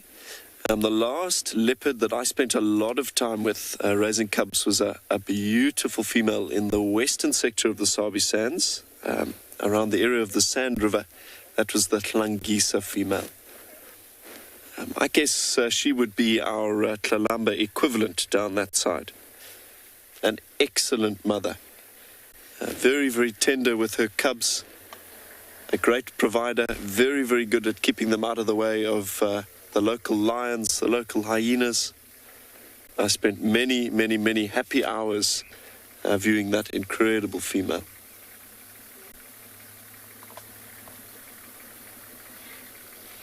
Yeah, it's one of the great privileges of working full-time as a guide in a place like the Sabi Sands. It's kind of bearing witness to that unbelievable soap opera of so many different characters, not only leopard, but hyena, lion, even a couple of frequently seen elephants. It's difficult not to be pulled into the dynamic and the story, and to become very invested in all of those characters. We've got to be a bit careful, though. I think it's always wise to to view and to sort of enjoy, but to not become too attached, because at the same time, quite possible that anything can happen.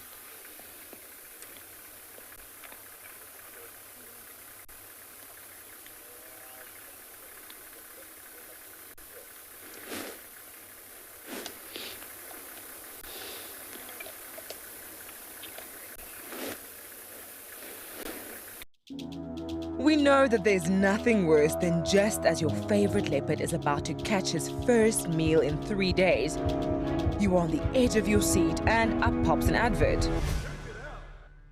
But as you know, a life without advertising would mean a very boring evening when you arrive home from work. Because WildEarth and most other media companies rely on advertising in order to fund our content. But we want to let you know that we hear you. And to show you how much we care about your experience in nature, you can watch WildEarth without the ads.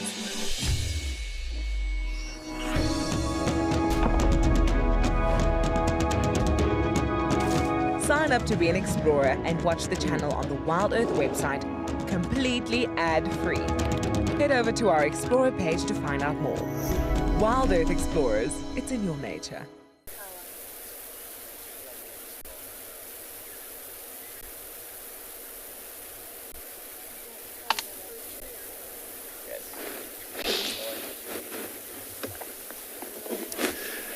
Yeah, I've been extremely fortunate in my time in the Sabi Sands to have spent many hundreds of hours up close and personal with many different leopard characters. Oh, dropped a big bone.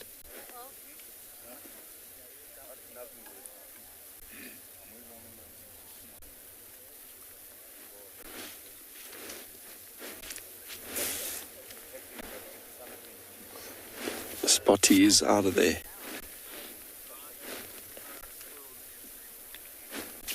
Talamba moving the carcass a little bit further up, I think after dropping that spinal column, she wants to secure it properly again. Nothing for free. But as I was saying, I've been extremely blessed to view some incredible leopard behavior. My welcome to the Sabi Sands, my first ever game drive, was as a very junior guide joining the team down at Lion Sands, way in the south.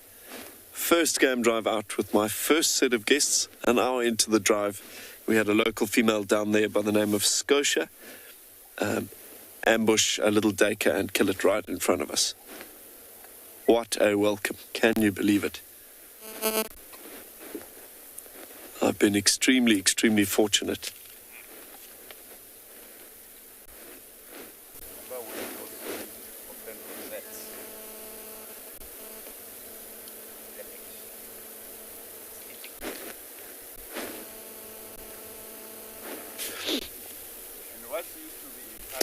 A young male cub, excuse me.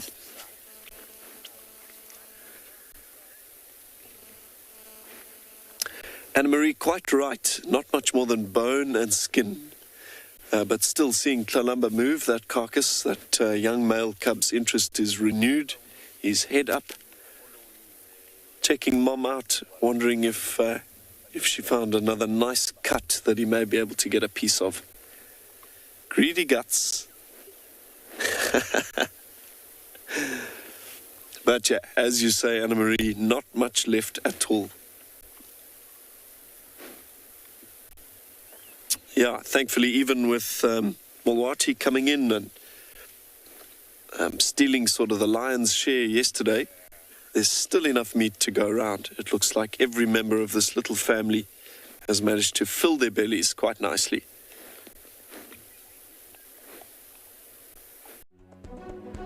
The Safari Guide of the Year 2022 is approaching us rapidly. This year, we'll be heading to Bushwise Field Guides at the Southern African Wildlife College from the 27th June till the 2nd of July. We will soon meet all our contestants who are vying for the prize of being the very best of the best. And the judges who will put them through their paces. Join me, Steve Falconbridge, as we dream it, guide it, win it. If you would like to be a part of the team that shares the wildebeest migration in Kenya live on WildEarth, then we have some great news for you. There are a few places left to join our expeditions in August and September this year. You'll be staying in an exclusive tented camp with ensuite bedrooms nestled in the riverine woodlands of the Talek River. Head over to our website to book your bucket list experience today. WildEarth Expeditions. Travel with purpose.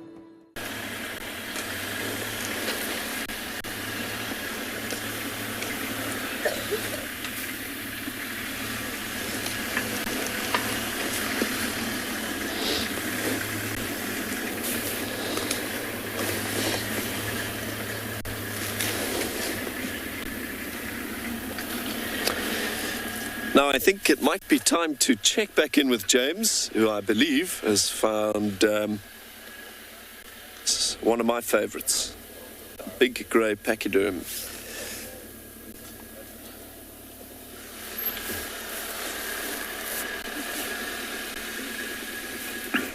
Yes, we have found an elephant who is giving us the elephant eye. That's very artistic, Panda. Thank you very much for that.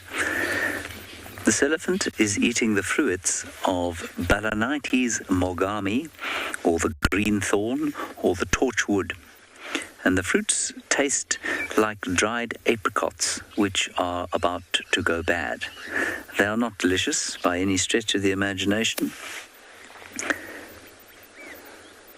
Frankly, the dried apricot for me is right up there with the lion poo, as far as foulness goes. And the Balanites fruit really smells very similar to a kind of rotting dried apricot. Very oily fruit. And very nutritious, obviously, for the elephants. And nice that they have a little bit of fruit at this time of the year. Very few trees are fruiting now. And I've seen a whole lot of these fruits in the dung that's around the place. And so obviously the Balanites are producing delicious fruits for the elephants now. Yum, yum.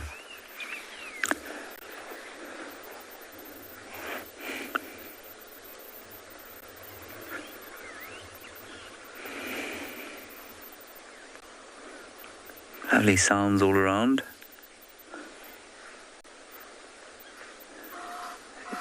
Egyptian geese, elephant's tail swishing against leather.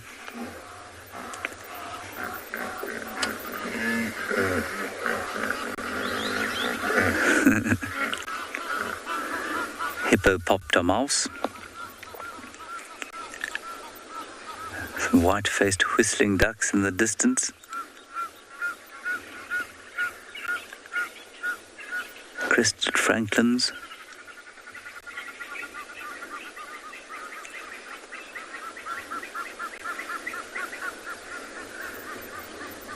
You can hear some brown-headed parrots away in the distance. Some fork-tailed drongos.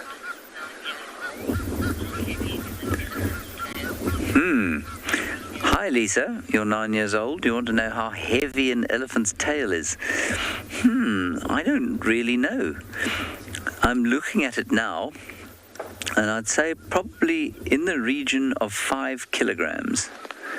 So that's 11 pounds if you happen to live in the United States. 5, you probably don't live in the United States because you'd be asleep. You'll probably live in South Africa. So it's 5 kilograms or so, I'd say. Maybe even a little bit more.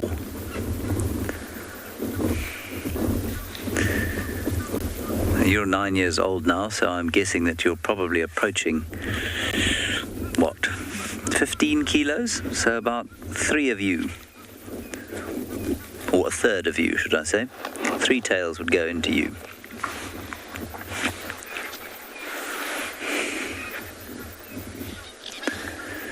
And then he's also standing in front of that Balanites tree's offspring. We had a bit of a discussion yesterday about plants that are monoecious and dioecious, i.e. those that are single-sexed or those that are both-sexed or hermaphroditic. And I think If I'm not dreadfully mistaken, the Balanites tree has got both sexes on one tree. I'm going to have to check that, though. Unlike the marula tree, which is single-sexed.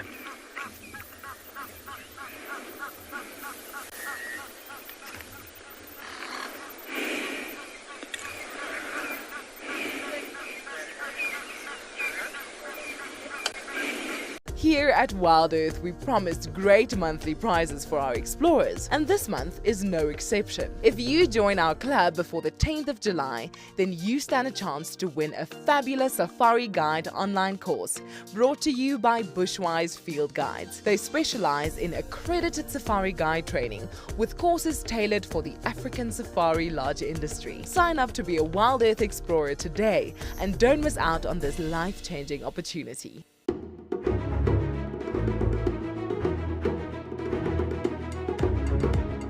And coming up in first place and officially named Mbilo is Heart's Cub.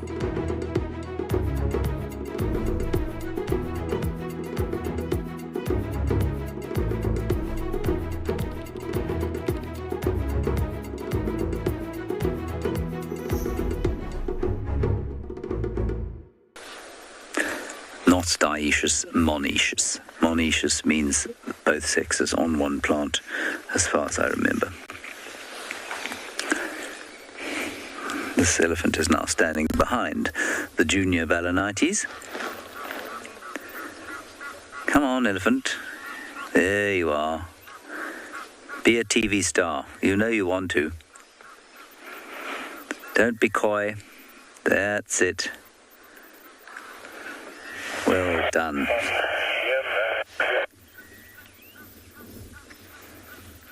Very smart you are. It's a young elephant bull, youngish. I'd put him at around about 22 years or so, maybe a little bit older. Well, Ellie girl, you say if size matters, Ellies would be king of the bush and they're your favourite. Well, I mean, I think that they are the kings of the bush. I think that they are the real royalty.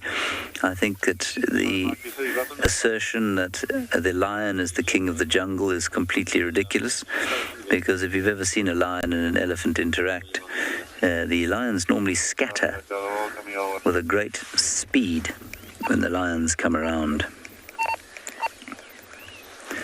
He's just coming to give us a little checkout before going on his way, I think. Unless he comes to spike us with his tusks, which I think is unlikely. He's just having a smell, turning his trunk towards us.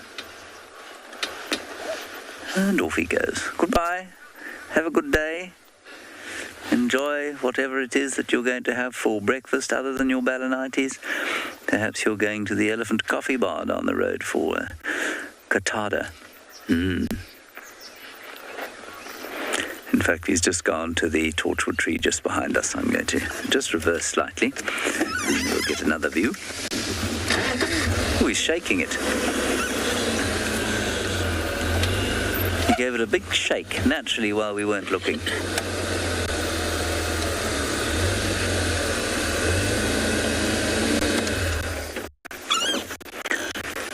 He's nice and relaxed, which is good. Just get a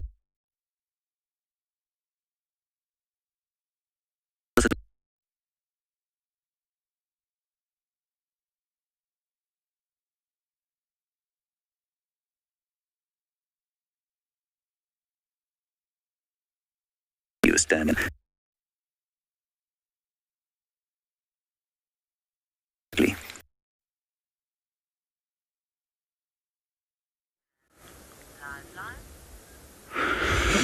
Hi there.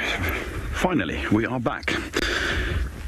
We did manage to get those lions, and unfortunately, no signal. We've got some signal issues today. There's overcast. I'm not sure if that's got to do with it. Yeah, so what we're doing now, just going to drive around a little bit, like we always do, find areas, do little short walks, and see if there's anything else. I'm just checking here now. There's no other lion tracks around Leopard Dam. Didn't see anything. Well, I've only checked here. So just an update, the lions that we did see was 3 members of the breakaway pride. So it was the young male, one young lioness, and then 1 adult lioness.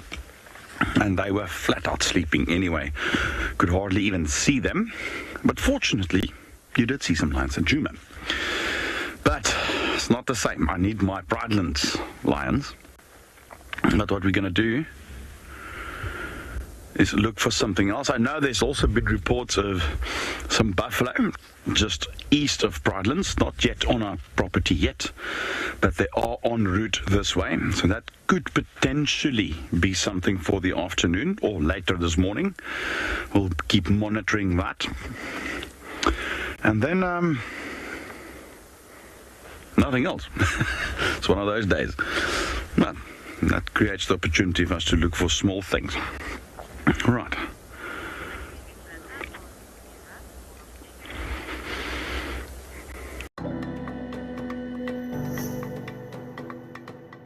Your trekking is very good. What is the starting trekking? Just trek to leopard.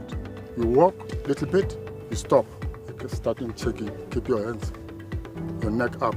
Okay, your eyes. Listen for the birds. You follow the leopard. The leopard should see you first. You lose. Not next year.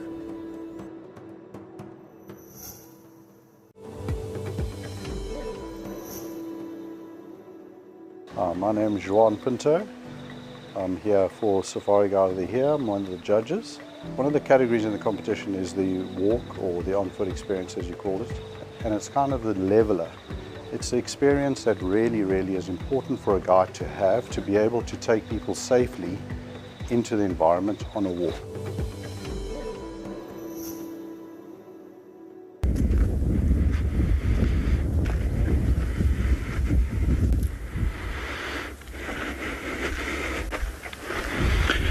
Sometimes you have to really scratch the surface to find stuff. And I'm just doing exactly that.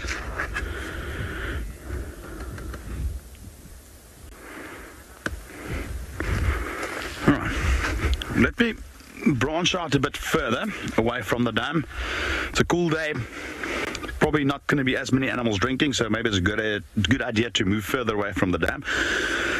But let's head over to Liam, who's still enjoying his leopard sighting.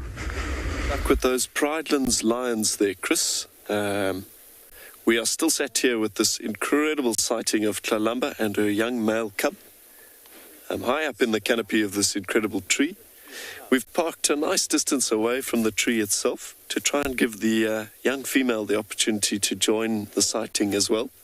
She's made a couple of sort of approaches. However, unfortunately, I think she's quite untrusting of the hyenas. Every time she shows her little face, those hyenas come sniffing, and she doesn't quite have the confidence to follow through. I'm sure a gap will come up eventually, and she'll be able to join mom and brother safely in the canopy of that tree. Sabi sand at its absolute finest. We are so lucky today. I hope Chris is also having a nice morning in Pridelands. Nice to hear that he's out and about as well. And very cool to spend some time with a nice Ellie bull with James as well.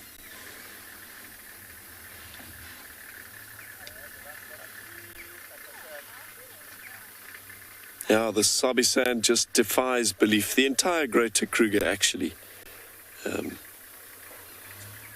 Yeah, whether it's mid-wet season, pouring with rain, muddy and thick all over the place, sightings are amazing. And approaching the winter solstice as well. Our driest time of the year, sightings still incredible.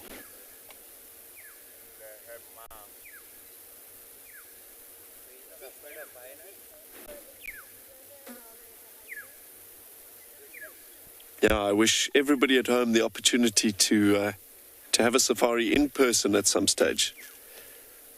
It is life-changing. So I think Gert and I are going to continue to enjoy the morning sun, which is rising higher and higher in the sky, as well as keeping an eye out for that lovely little female cub.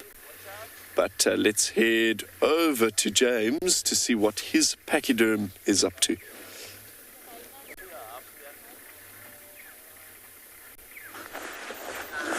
Unfortunately, our elephant has now decided that he's going to leave, and we can't move from here because we'll lose signal. Sorry about that.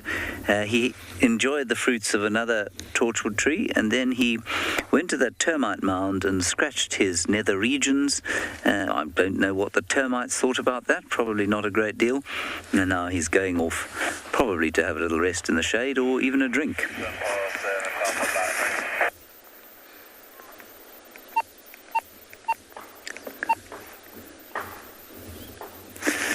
That banging is some form of construction going on at Chitwa Chitwa.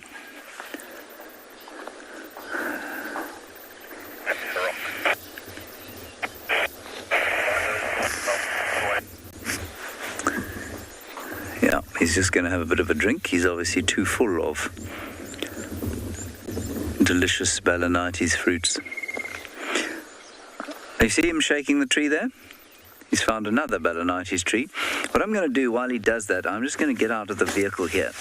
And you just keep looking at the elephant, and I'll try and find one of the fruits to show you.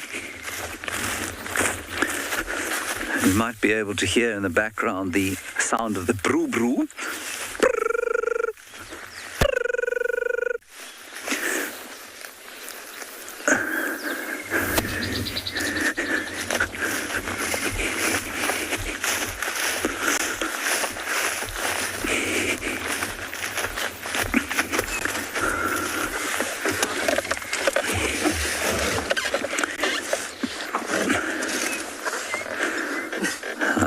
At great personal cost, retrieved some Balanites fruits for you to look at. I had to walk at least 20 meters. It's very trying for me. There they are. Oof, the smell really is, it's not great. That's what it looks like inside. Let me tilt that towards you slightly.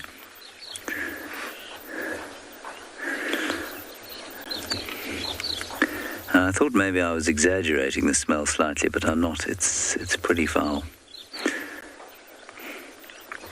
Let's give it to Panda and see what he thinks. Tell us what you think, Panda.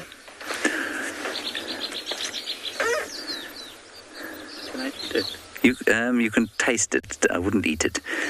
I don't think they're very good for you. You could stick your tongue on it. What do you think? Can I have like a sweet taste? Sweetish taste. Uh-huh.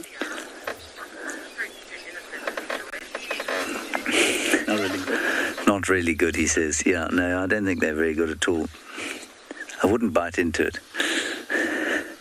Nadia, elephants love all kinds of fruits out here. They like marula fruits. That's their very favorite. That's around January and February in this part of the world. Otherwise, they'll eat sour plums. They eat, what else will they eat? In this part of the world, there's not a great deal other fruit that they can eat. Up in Botswana, they love the palm fruits, the tree palm fruits. They'll eat lala palm fruits here. Oh. They like oranges, interestingly. They don't get many of them, but they do like oranges, and they will raid citrus farms. And in a place called Mana Pools in Zimbabwe on the banks of the Zambezi River, you're not allowed to take in any citrus fruits, in fact any fruit at all, because the elephants will smell your fruits and come and destroy whatever container they happen to be in. And if that container happens to be your car, they'll destroy that too.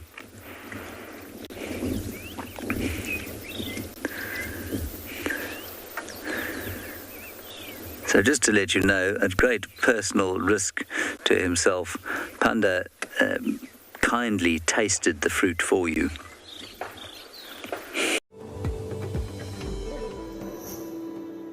I've been fortunate to be working in the guiding industry for about 26 years now. I've also been fortunate enough to do 9 years of the 10 years as one of the judges, and the particular components that I do is the walking and the shooting exercises. If you're the winner, if you're going to be the winner, it's important to become an ambassador for the field guide industry and competitors in the future.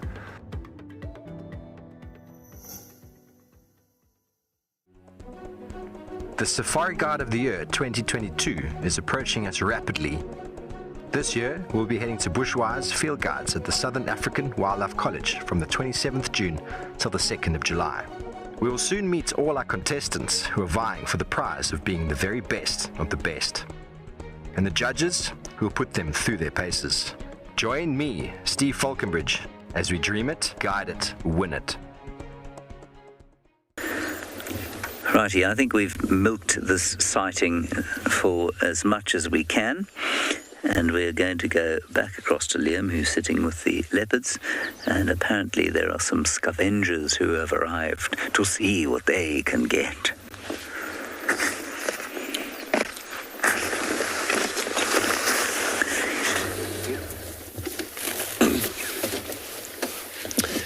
So that was a very interesting fruit tasting out on drive from the gents on James's vehicle. We've repositioned somewhat on this sighting of Columba and male cub.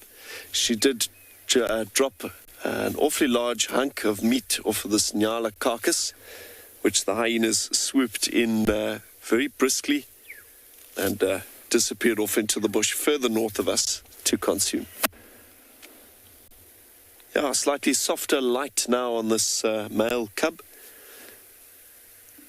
Still dip of snoozes as he continues to rest.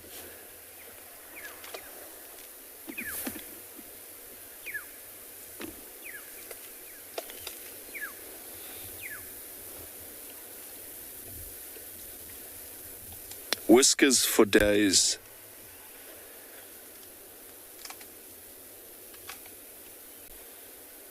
Yeah, it's no coincidence that when a leopard pushes its whiskers forward, the width between the tips of the longest hairs on either side are roughly the same as the widest part of the leopard's body, which is its hind quarters, its hips. We reckon that probably helps with a leopard's judgment in total darkness or near total darkness, gives that leopard the ability to tell if it can fit between two objects. A gap between two trees, a crevice in a cave. Masters of the darkness.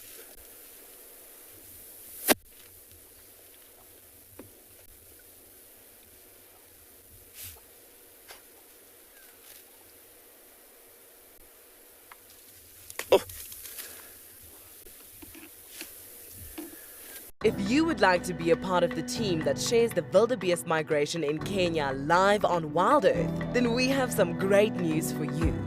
There are a few places left to join our expeditions in August and September this year. You'll be staying in an exclusive tented camp with ensuite bedrooms nestled in the riverine woodlands of the Talek River. Head over to our website to book your bucket list experience today. WildEarth Expeditions. Travel with purpose.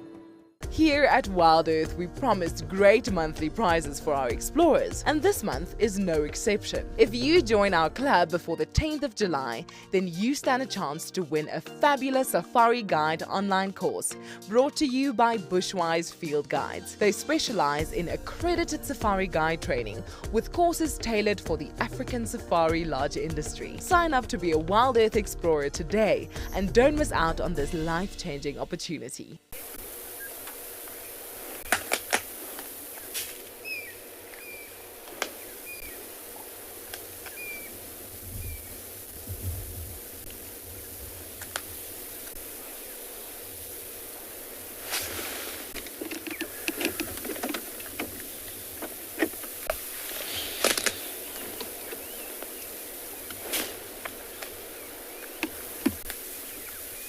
Yeah, Columba really only has a tiny bit of meat left there. I don't think this sighting will last too much longer at all.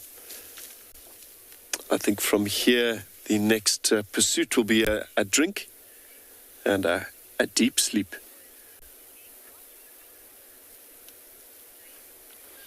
Kate, quite the poser indeed.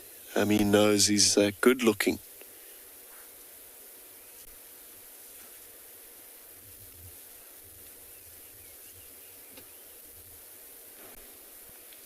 He's seen a gap.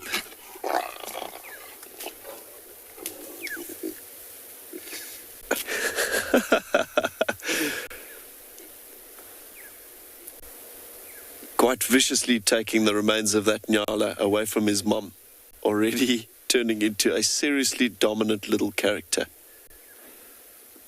The view is tough through the very thick branches of this tree, but maybe something will change. They've got to be careful.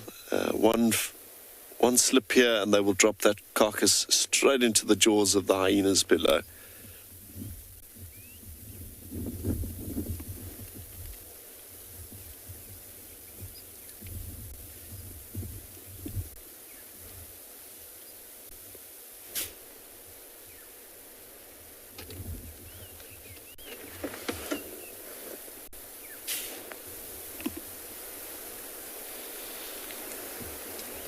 He is hanging on to that meat for dear life.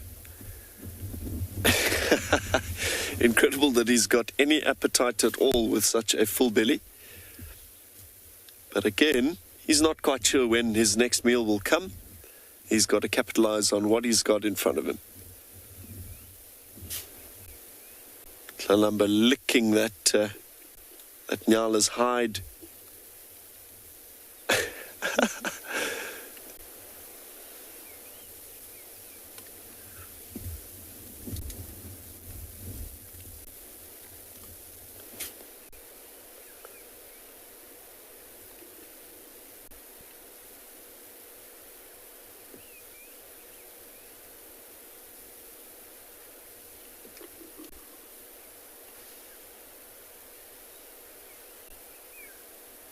We have got a standoff between mom and cub. I wish it was a bit clearer for us to show you. A tug of war between the two over the last scraps. Oh! Nearly dropped it. Tlalamba's just got it between her teeth. If she drops it now, it'll be for the hyenas.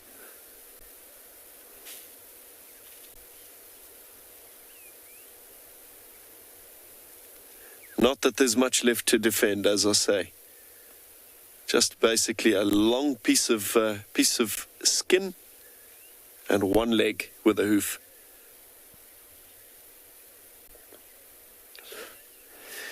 Jones, certainly vultures will scavenge from a leopard's kill, but yeah, probably not brazen enough to approach while the leopard is actually on the meat. But certainly vultures, battaliers, tawny eagles, that sort of thing will sit very nearby, waiting for the chance to have a go.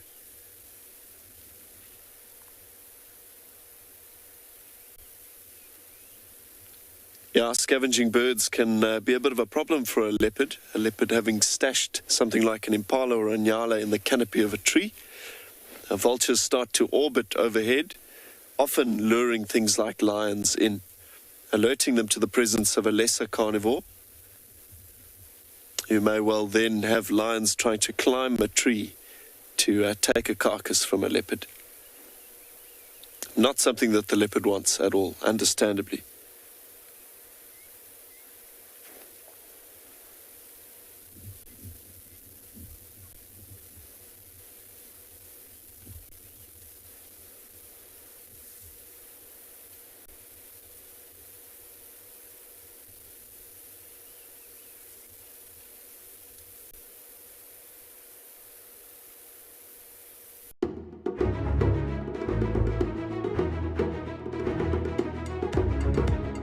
And coming up in first place and officially named Bilo is Hart's Cub.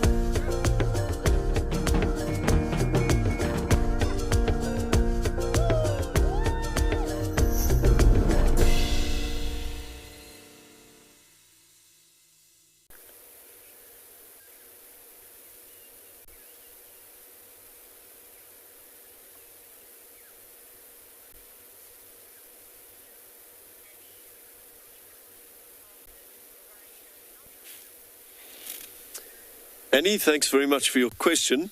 To be honest with you, there is almost nothing that hyenas will not eat. No matter how rotten, how black, blue, green meat may be, pouring with maggots, totally festering, oozing, frotting carcasses, they are straight in there. Enough to turn your stomach. I had a sighting a couple of years back of hyenas feeding on an elephant cow that died of natural causes, a big elderly female. And this carcass sat in the sun for sort of 4 or 5 days with lions picking on it. Anyway, the lions, I think, ended up moving off. It even got too festering for them. Hyenas moved in.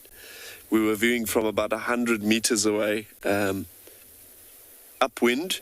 And this hyena stuck her head into the chest cavity of this elephant and came out. It literally looked like she had been dipped in scrambled eggs. And it was rotten elephant meat and maggots. I've never seen anything more revolting in my entire life.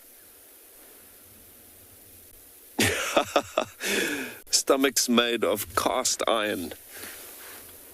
Yeah, you can imagine the bacteria and all the stuff in there. You or I eat a piece of slightly iffy chicken and we are, at least we feel like we're at death's door. We get so sick. Now, these guys can put away all of that stuff. And ultimately, that is their function. It's as the cleanup crew.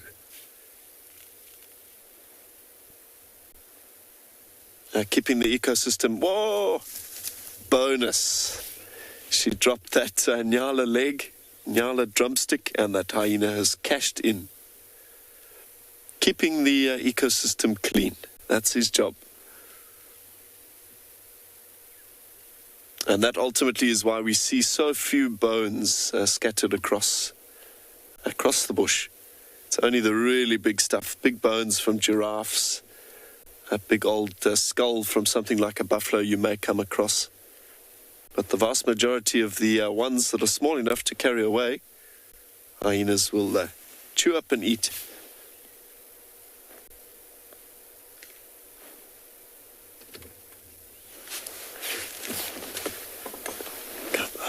Up in a tree.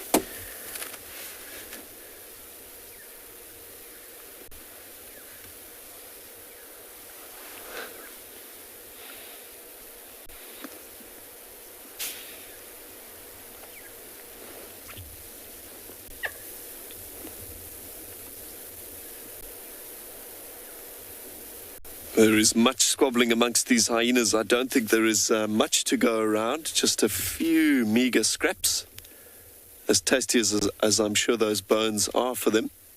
I think there's 3 or 4 spotties here.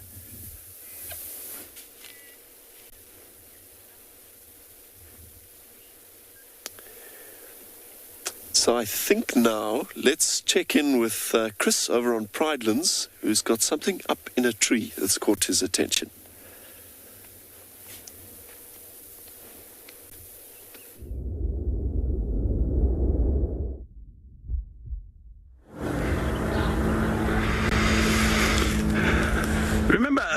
We've discussed the poison apple, goat apple, lots of names, bitter apple, a number of times. The beautiful purple flower with a white center.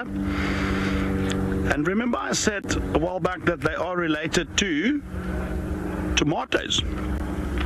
Being in the same genus, Solanum, and the bigger family, the nightshade family. And why this is called a poison apple is because these fruits are highly toxic to us. You can even see now it looks like a very juicy, small yellow tomato. But don't let that fool you. It is very toxic. But I want to show you what it looks like on the inside. So I'm not going to touch the fruit, but what I am going to do, let's put it down on the ground here.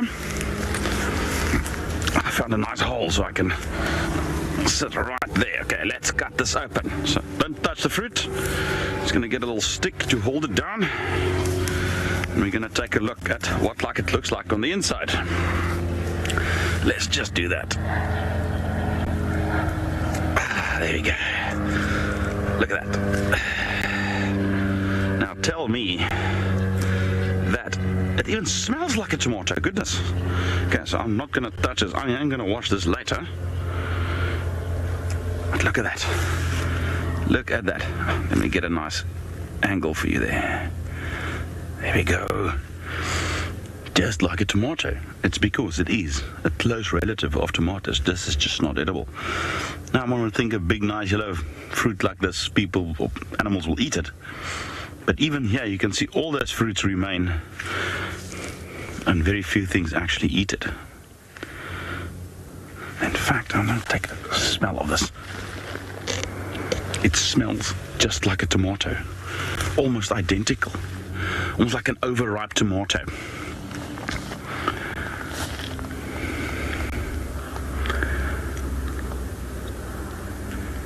The question is, why would it have such a beautiful color, such a appetizing look to it? But it's toxic. That's quite interesting. The fruit is being used by certain cultures. I know the Zulu people does use it for a variety of medicines where they cook the fruits and they use small amounts of that for things like toothache. They also believe to treat cancer with it as well. It's also rich in saponins, not the fruit but the actual leaves. Now saponins, when extracted, you can use it as a soap. It's also one of the plants that you can use as a soap.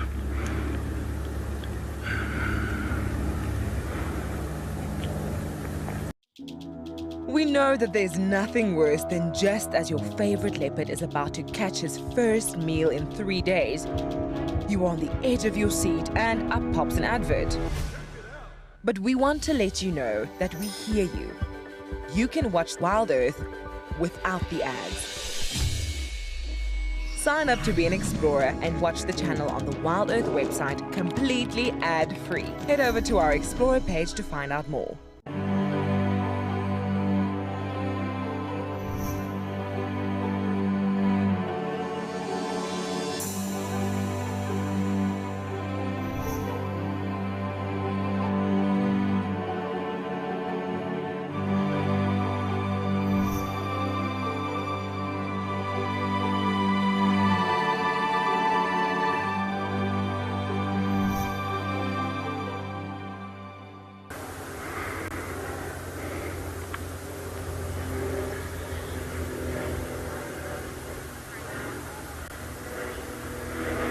Good morning, Tegan. Tegan wants to know what other fruits are poisonous or toxic in the bush. I'm going to try and think now. The majority of them are edible out here, and this is one of the only ones I can think of that we find here.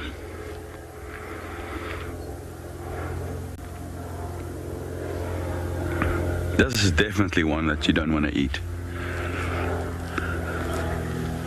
But it is very pretty. I like it. A bit of splash of yellow. Out in between all these greens and browns and background colors of the bush. And that's what caught my eye when I walked past here. I initially thought it was a big flower. And on close inspection we realized it's actually a poison apple. And it grows in a very funny place. It's not its usual type of place. We're on top of a termite mound.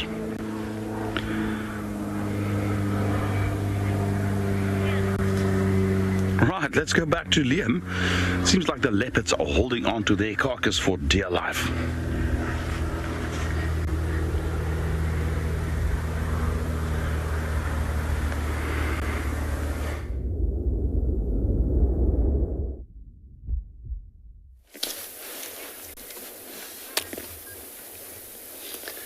Brilliant. So not much has changed here. Our hyenas have come sniffing back into the sighting. Gert and I have both been commenting on what beautiful condition these hyenas are actually in. Yeah, they look like healthy young males.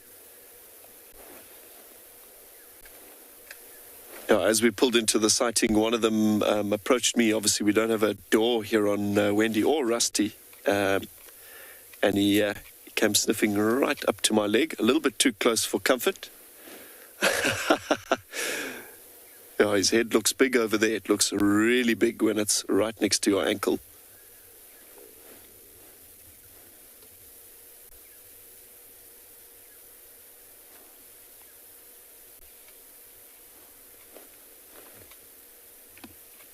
Now, Tlalumba's slicing a few last slivers of meat off of the skin, the hide, but there can't be more than a few bites left there.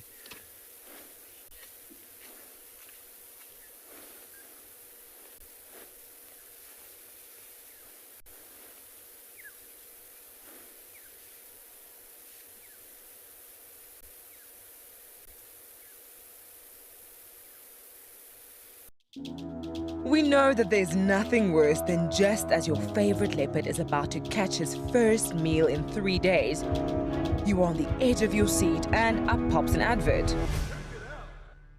But as you know, a life without advertising would mean a very boring evening when you arrive home from work.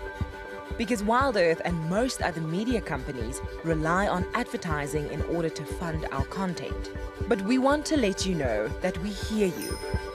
And to show you how much we care about your experience in nature, you can watch WildEarth without the ads.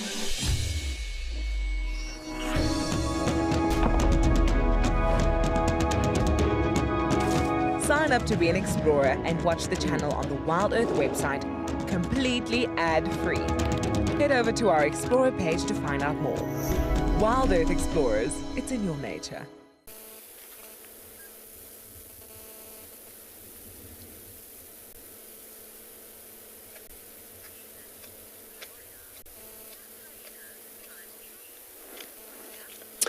Gloria, thanks very much for your question. So, hyenas are not very skilled tree climbers. Their feet have evolved more like a dog's. Their digits do have claws on them, but the claws are built more for traction in earth. Having said that, I did have a sighting in the western sector of a leopard feeding in a beautiful matumi tree down on the Sand River, a riverine tree species. And this tree was slanted at about 45 degrees, the trunk was. Anyway, the leopard finished up on this kill, left the horns of a male impala, some skin and the spinal column. And the hyena actually climbed up this slanted tree trunk. I say climbed, it was more of a balancing act. Gripped onto this impala's skull, and the leftovers of that leopard killed, but when it tried to turn around to climb out of the tree, to trot back down the trunk, it fell from about 2 meters up, landing with a thud. I guess worth it though. It managed to get that scrap. So yeah, they are motivated to give it a try, but no, not very skilled tree climbers at all. Very good jumpers, however. So if a kill is dangling, I'd say about 1.5 meters off the ground, a hyena will happily leap to try and grab a low-hanging piece. I've seen footage of a hyena actually swinging from a carcass, dangling out of a tree.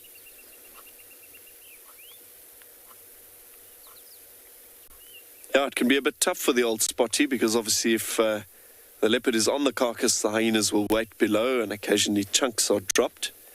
Occasionally the whole thing is dropped. But from time to time, that leopard will finish up on a carcass after sitting in the tree for 2 or 3 days, leaving the skull and the remnants wedged high up in the canopy in a fork. And the hyenas get nothing at all. But more often than not, they will get something. Even if it is meager hooves, horns, chunks of skin, the odd bone fragment. And that's worth it.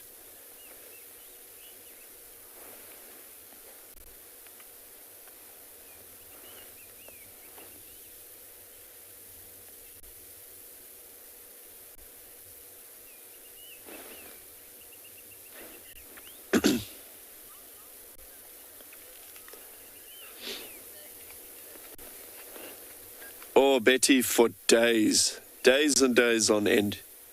Even in the case of something larger, something like a big dead giraffe with lions feeding on it, where the hyenas don't have actual access to the carcass because a more dominant predator is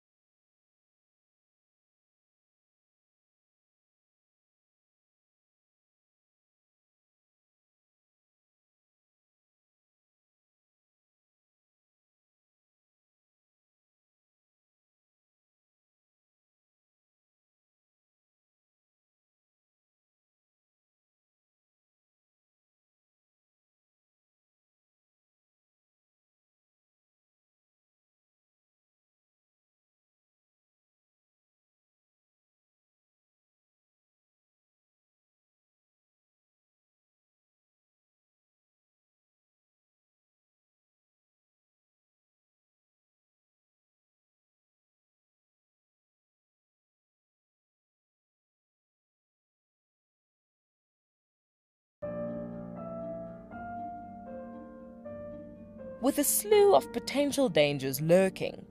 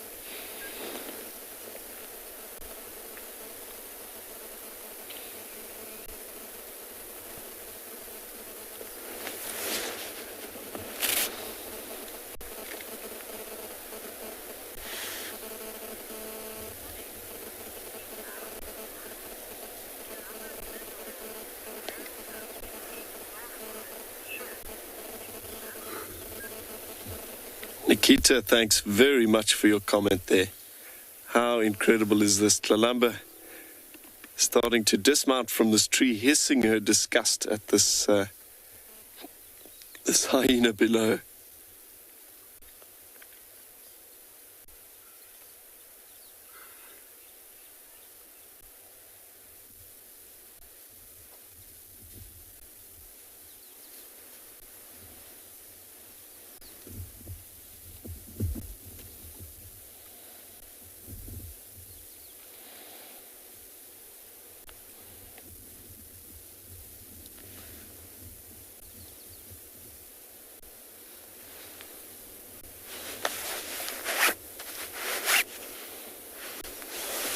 I wonder, is she going to take the leap and go and look for her daughter?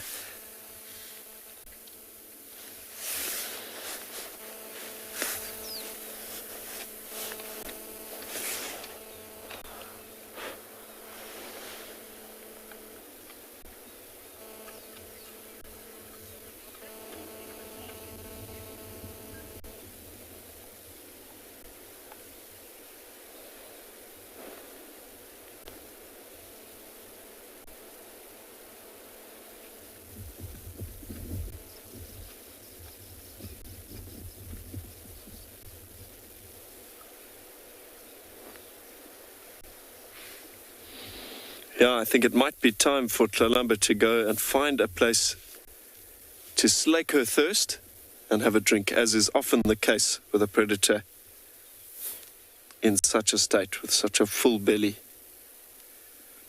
She's not overly eager to leap, though. Careful.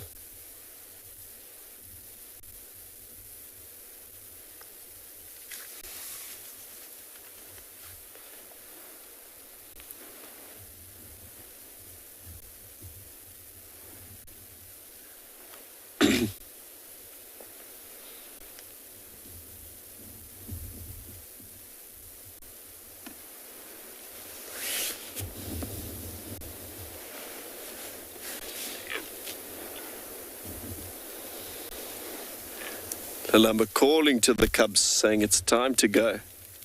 Oi! Drop the last sliver of skin, the very last piece of that nyala carcass. The hyena will find it. Ha ha! Patience pays off. God is bonus. And here comes our little pot-bellied male.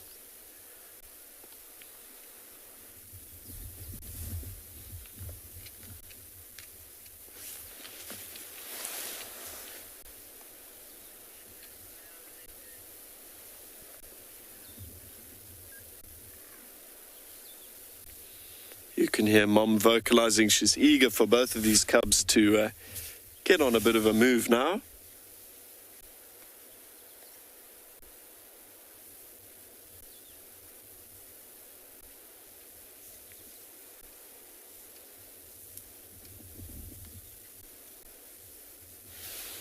The cubs instinctively very untrusting of the hyenas.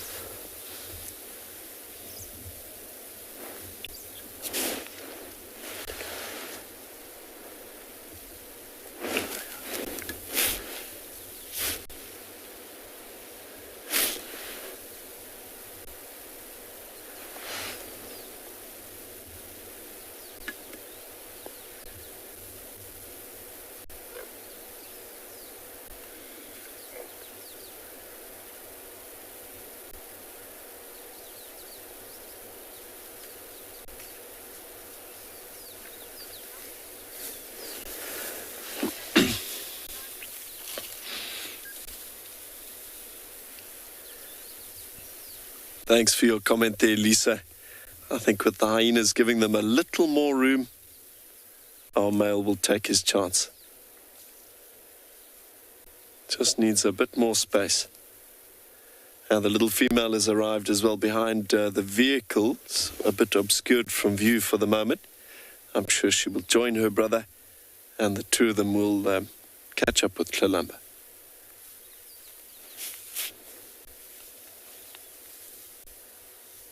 Here at WildEarth, we promised great monthly prizes for our explorers, and this month is no exception. If you join our club before the 10th of July, then you stand a chance to win a fabulous Safari Guide online course brought to you by Bushwise Field Guides. They specialize in accredited safari guide training with courses tailored for the African safari larger industry. Sign up to be a WildEarth explorer today and don't miss out on this life-changing opportunity.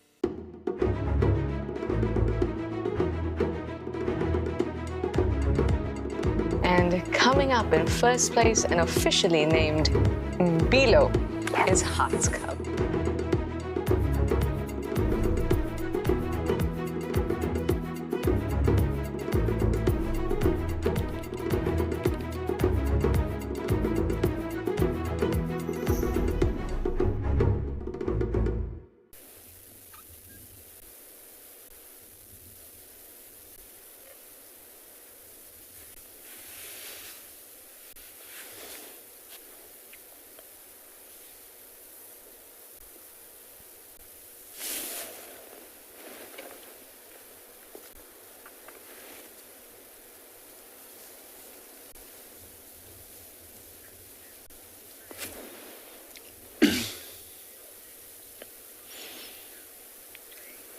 Craig, I have seen a full-blown male or full-grown male leopard smacking away at a hyena's face.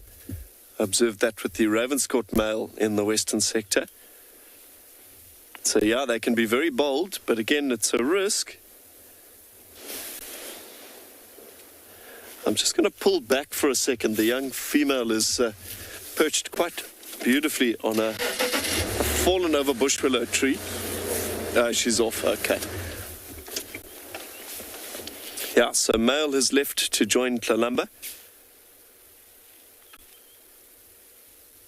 We actually may join mom and brother a little bit further down. And then hopefully the female comes in to join us.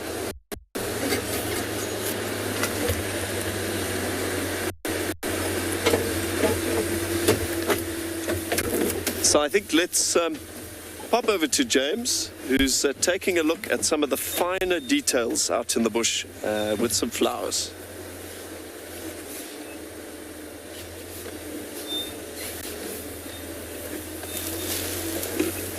Yes, there are finer things in life, good Scotch, and here, Lithogyne garapina. This is a tree that I misidentified yesterday, not a tree, a herbaceous bush, called the Dwarf Sage. And I was corrected, thankfully, by Judy H. yesterday. So this is the Dwarf Sage, Lithogyne garapina.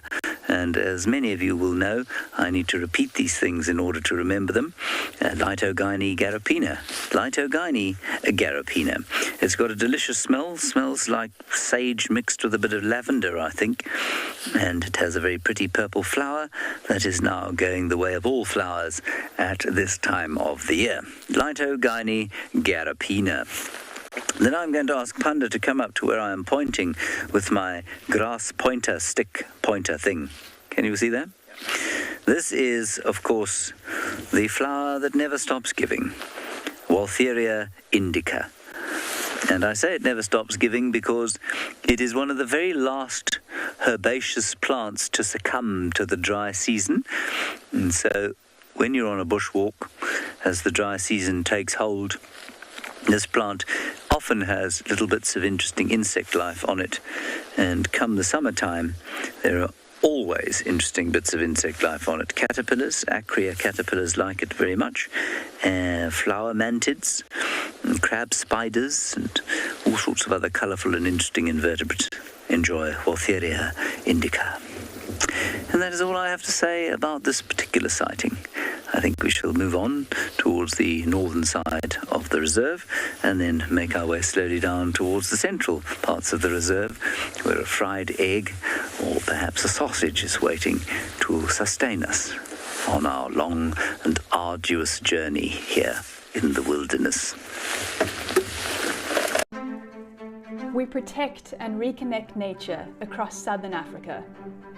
We bring countries together to care for wild spaces that stretch beyond borders. We protect and restore biodiversity. We prioritize the people living in these landscapes, enabling them to thrive in harmony with nature. We are restoring tomorrow.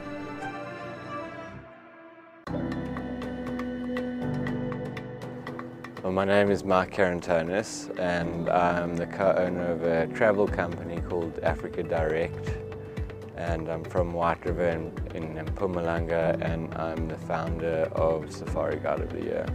It takes a lot of courage, you know, to put your hand up and say I'm in. To put yourself forward and say I'm here to learn, it's not possible without them. Sorry, let me just position the car. There's a pan here that is worth mentioning simply because it's the kind of pan that is hidden in the trees. It's shaded, it holds water for a long time, and you can't see it when you come from either direction on this road. And it means that if you're ever on a bushwalk, you need to be very careful, because this is exactly the kind of place where a buffalo bull would come and lurk on a hot day. And if you gave him a fright as you came walking round the corner with some unwary guests, well, you could get yourself into quite a lot of trouble. I've always thought that this pan was the ideal spot for a rhino or a buffalo to lurk, and I have on a few occasions come around the corner very cautiously and had to back away quite quickly. That is all I have to say about this particular pan system. And these, well, in fact, it's not. These pan systems are all over the reserve, and that they're holding water in June is an indicator of how much late rain there's been. Normally they'd be dry by this time of the year, and they'd be full of water, obviously, during the summertime or during the rainy season.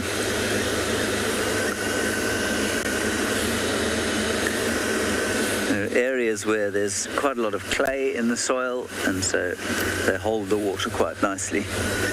Did you enjoy my little demonstration of holding water? Indy, you want to know if I've got a favourite story about walking in the bush? You know, it's one of these impossible questions. It's like, what's your favourite song?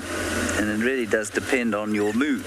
But I'll tell you about one while we have a quick look at these impala. And I'll tell you about it because it happened not far from where we're sitting. It's just about, what should we say, about maybe 400 or 500 meters directly over the impala. I was walking one day with cameraman Jean Drey, and it was with Aubrey, who's a guide here at Djuma, and we were trying to track a leopardess called Kurula, and she had two cubs called Shongile and Horsana. All three of these leopards are now no longer with us, sadly. And we were walking along, and Kurula had had a kill in the area that we were walking. And Jean-Drey, who never let me forget this, of course, but Jean-Drey spotted a leopard cub. And she was about 10 months old. She must be very similar age to those cubs that Lalumba's got. Now, one male and one female, and it was the female cub, Shongile, who we found. And we stopped and we sat down on a termite mound, and she watched us for a little while, and at about 30 meters away, so 90 feet, 100 feet or so. And then she approached us. And she climbed a tree not more than 15 meters away, so 45 feet. And she went up a tree as we sat on the ground on foot, so we weren't obviously not anywhere near a vehicle. And she climbed up the tree and lay on a branch that pointed towards us, and she just watched us for about 5 minutes. And it was the most stunning experience. Eventually she just climbed down the tree and then walked off. And it was really quite profound to be accepted by a wild animal like that into her presence. So that was possibly the most astounding sighting that I've ever had on foot, certainly in this part of the world. A good memory. Thank you very much for asking me about that. I'm sure many of you will remember the sighting. It was absolutely astounding. Right, okay, and now...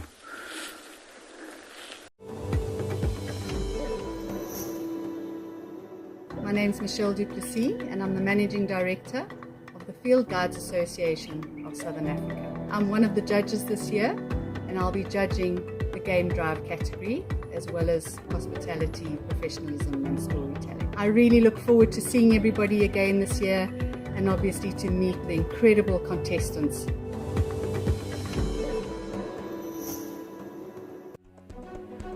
The Safari Guide of the Year 2022 is approaching us rapidly. This year, we'll be heading to Bushwise Field Guides at the Southern African Wildlife College from the 27th June till the 2nd of July.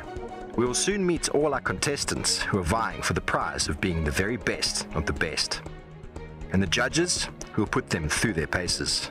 Join me, Steve Falconbridge, as we dream it, guide it, win it.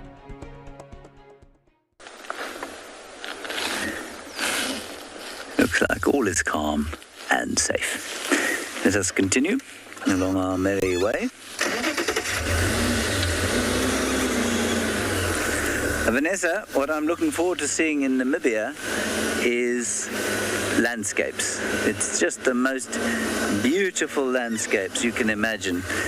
And I'm going down to the Naukluft National Park, and it's reds and bronzes and browns and blue skies and oryx. It's phenomenal. Low bushes. I can't wait to see that sort of thing. It is an animal destination for sure, but a lot of people are a little bit put off going there because it's dry. It's very dry. But it can be, I think scenically, it's one of the most magical places I've ever seen. And it'll be winter, it is winter. No, not will be winter, it is winter. And so the colors will be that much more vibrant. The air is very clear, and it'll be lovely. The only thing that it misses from the rainy season is flowers. You get some beautiful flushes of flowers in the rainy season, which we will not have. So that is what I'm looking forward to. Good question. Maybe the odd oryx. It'd be quite fun to see an oryx. I did see in East Africa, many people have asked what I've seen up in East Africa other than the black leopard, and it was Grevy's zebra. I saw for the very first time in Laikipia a Grevy's zebra, which is a magnificent looking creature. I always thought that in pictures they looked a bit like sort of stripy donkeys, literally, as opposed to stripy horses, but they're a shape all of their own. Big, stocky animal, magnificent stripes, and they make a very high-pitched, strange sound. I enjoyed meeting the Grevy's zebra very much.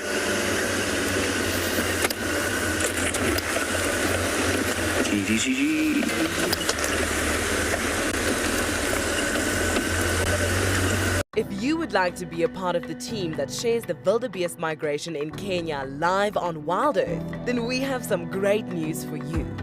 There are a few places left to join our expeditions in August and September this year.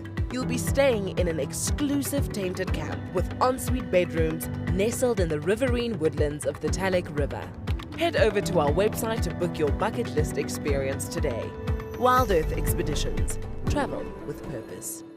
Here at WildEarth, we promised great monthly prizes for our explorers, and this month is no exception. If you join our club before the 10th of July, then you stand a chance to win a fabulous Safari Guide online course brought to you by Bushwise Field Guides. They specialize in accredited Safari Guide training with courses tailored for the African safari lodge industry. Sign up to be a WildEarth explorer today and don't miss out on this life-changing opportunity. It appears to have absconded into the bush here.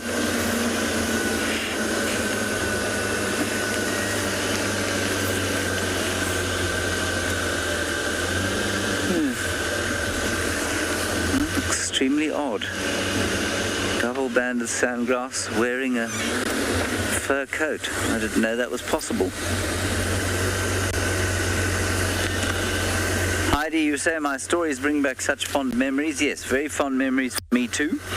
And it's interesting though, I find myself trying to discipline myself into not hankering after those times and trying to build new memories, because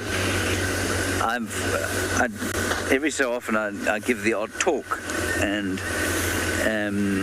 I've tried to keep kind of current so that I'm not only sharing stories from the distant past.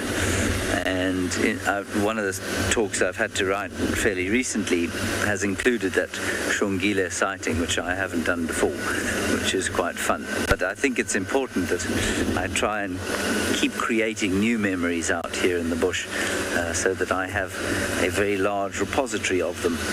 But yes, it's so nice to come out here and reminisce about the good times.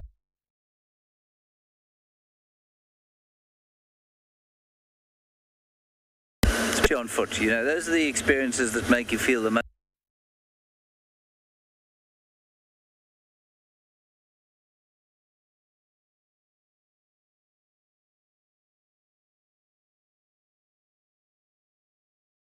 dogs. And there was a cameraman called Andrew Francis, who was a very amusing fellow.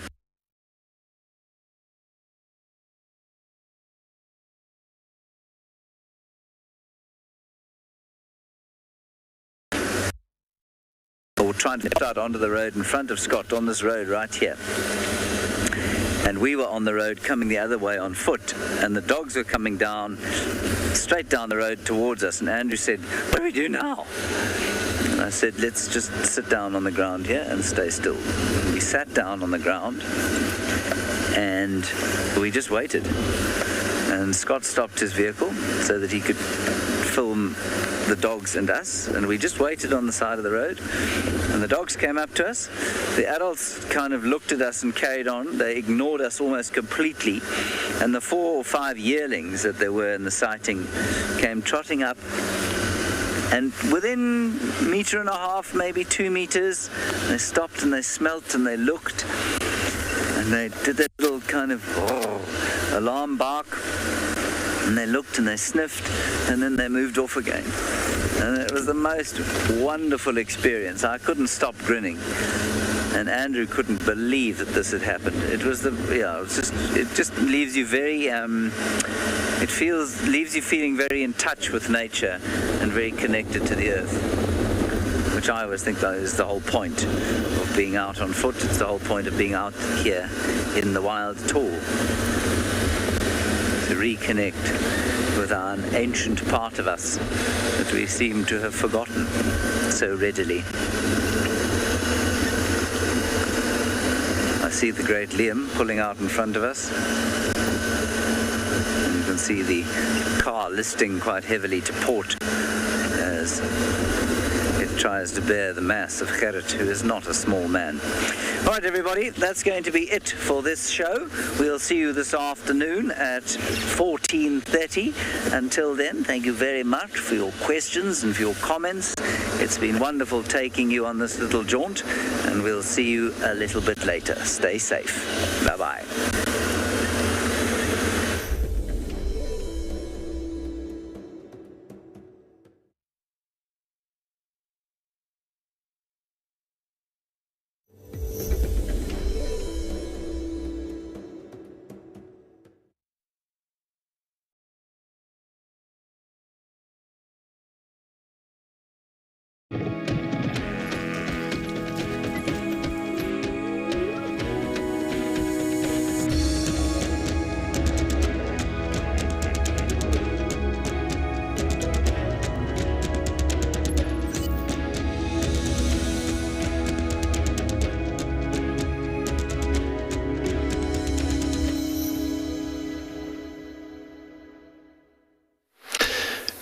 Good afternoon, everybody at home, and welcome to another wonderful afternoon out on drive here at WildEarth TV, live from the Sabi Sand on this glorious sunny afternoon. My name is Liam Burrow. Our highly skilled camera operator, the man behind the lens, is the legendary Panda. We are very excited to be with you here this afternoon, hopefully out in search of some more excitement on drive. You'll notice I'm wearing a very striking white Dad vs. Wild t-shirt. You're welcome to pick one of those up for yourself from the merchandise section on our website if you'd like. All righty. But I think from Panda and myself, we're probably going to continue on into the bush this afternoon in the hopes of hopefully sniffing out some wildlife. So let's get cracking. We will do our housekeeping as we continue to bumble.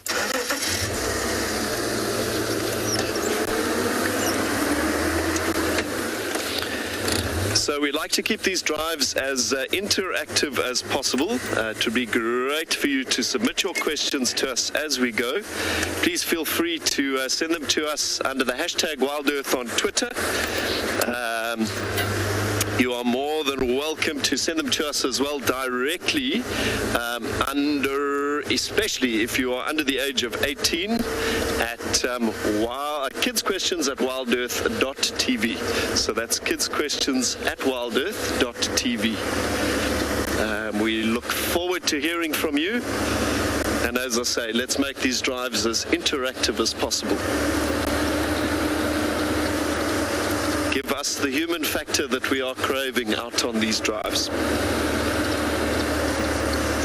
Yeah, it's looking like a lovely afternoon. It suddenly got very, very hot.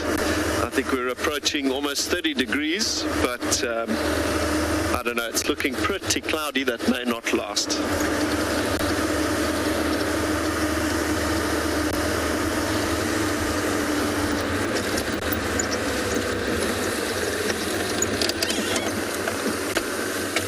So Panda and I are going to start making our way into the Simbamili property now for our afternoon. But while we do that, let's take a look at what the weather's got in store.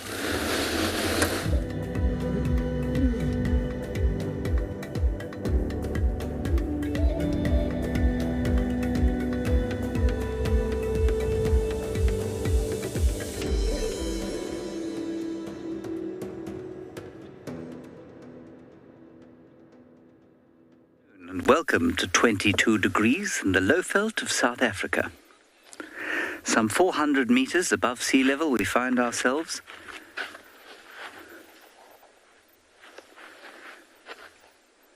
Standing in some fine swag available at WildEarth.tv. My name is James Hendry. On camera today we have got Gerrit. And we're on our way, hopefully, to see the beautiful leopardess Tlalamba and her two babies. And I thought that we would begin today's drive with this very fine grass plant over here. It is called the giant three-orn. And whenever you say the name of this grass, you need to give it some oomph so as to express the wonder associated with the giant three-orn. And so there it is, the giant three-orn, and it's all gone to seed. As you can see, it's not a very good grazing grass even to begin with, and once it gets to this stage, it's absolutely hopeless for the purposes of consumption if you happen to be a herbivore. Please ask us any questions that you'd like to. You can do that by sending us tweets to the hashtag WildEarth. Otherwise, if you are under the age of 18, you can send questions to kidsquestions@wildearth.tv. Otherwise, you can go to wildearth.tv and register as an explorer and send us questions that way. We'd love to hear from you. Thank you. On we go. Liam very kindly acquiesced to allowing us to go and look at Tlalamba today, which we are very excited about.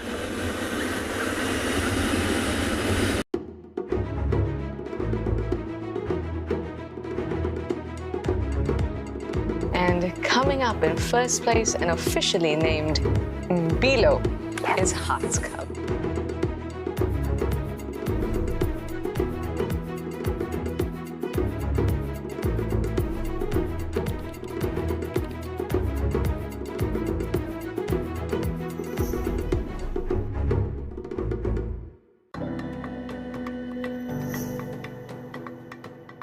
Your trekking is very good. What is the starting trekking? Just track the leopard. You walk a little bit, you stop. You starting checking. Keep your hands, your neck up. Okay, your eyes. Listen for the birds. You follow the leopard. The leopard should see you first. You lose. Talk next year.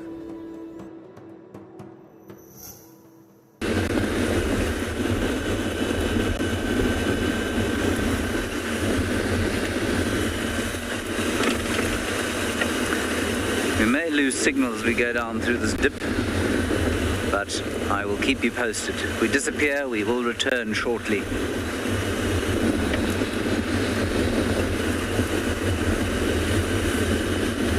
It's quite a blustery afternoon. A strange cold front seems to have blown in. Like I often say, we expect to have 3 months of really good weather over the course of winter. So when we do have these off days, we feel slightly cheated, especially those of us who are only here for a few days and have to go back to Johannesburg where it will be foul and cold.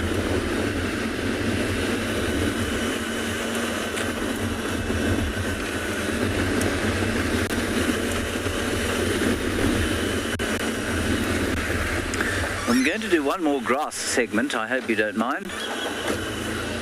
I promise you this is the last grass segment of the afternoon. Thank you, Cher. You say you hope I get some time with Thalambra and the cubs. I hope I get at least 3 or 4 hours with them.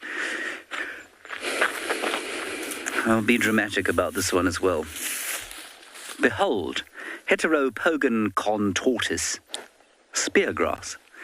Now you can see that most of the Heteropogon contortus has got rid of its seeds, and some of the Heteropogon contortus still has its seeds. And here are the seeds of Heteropogon contortus.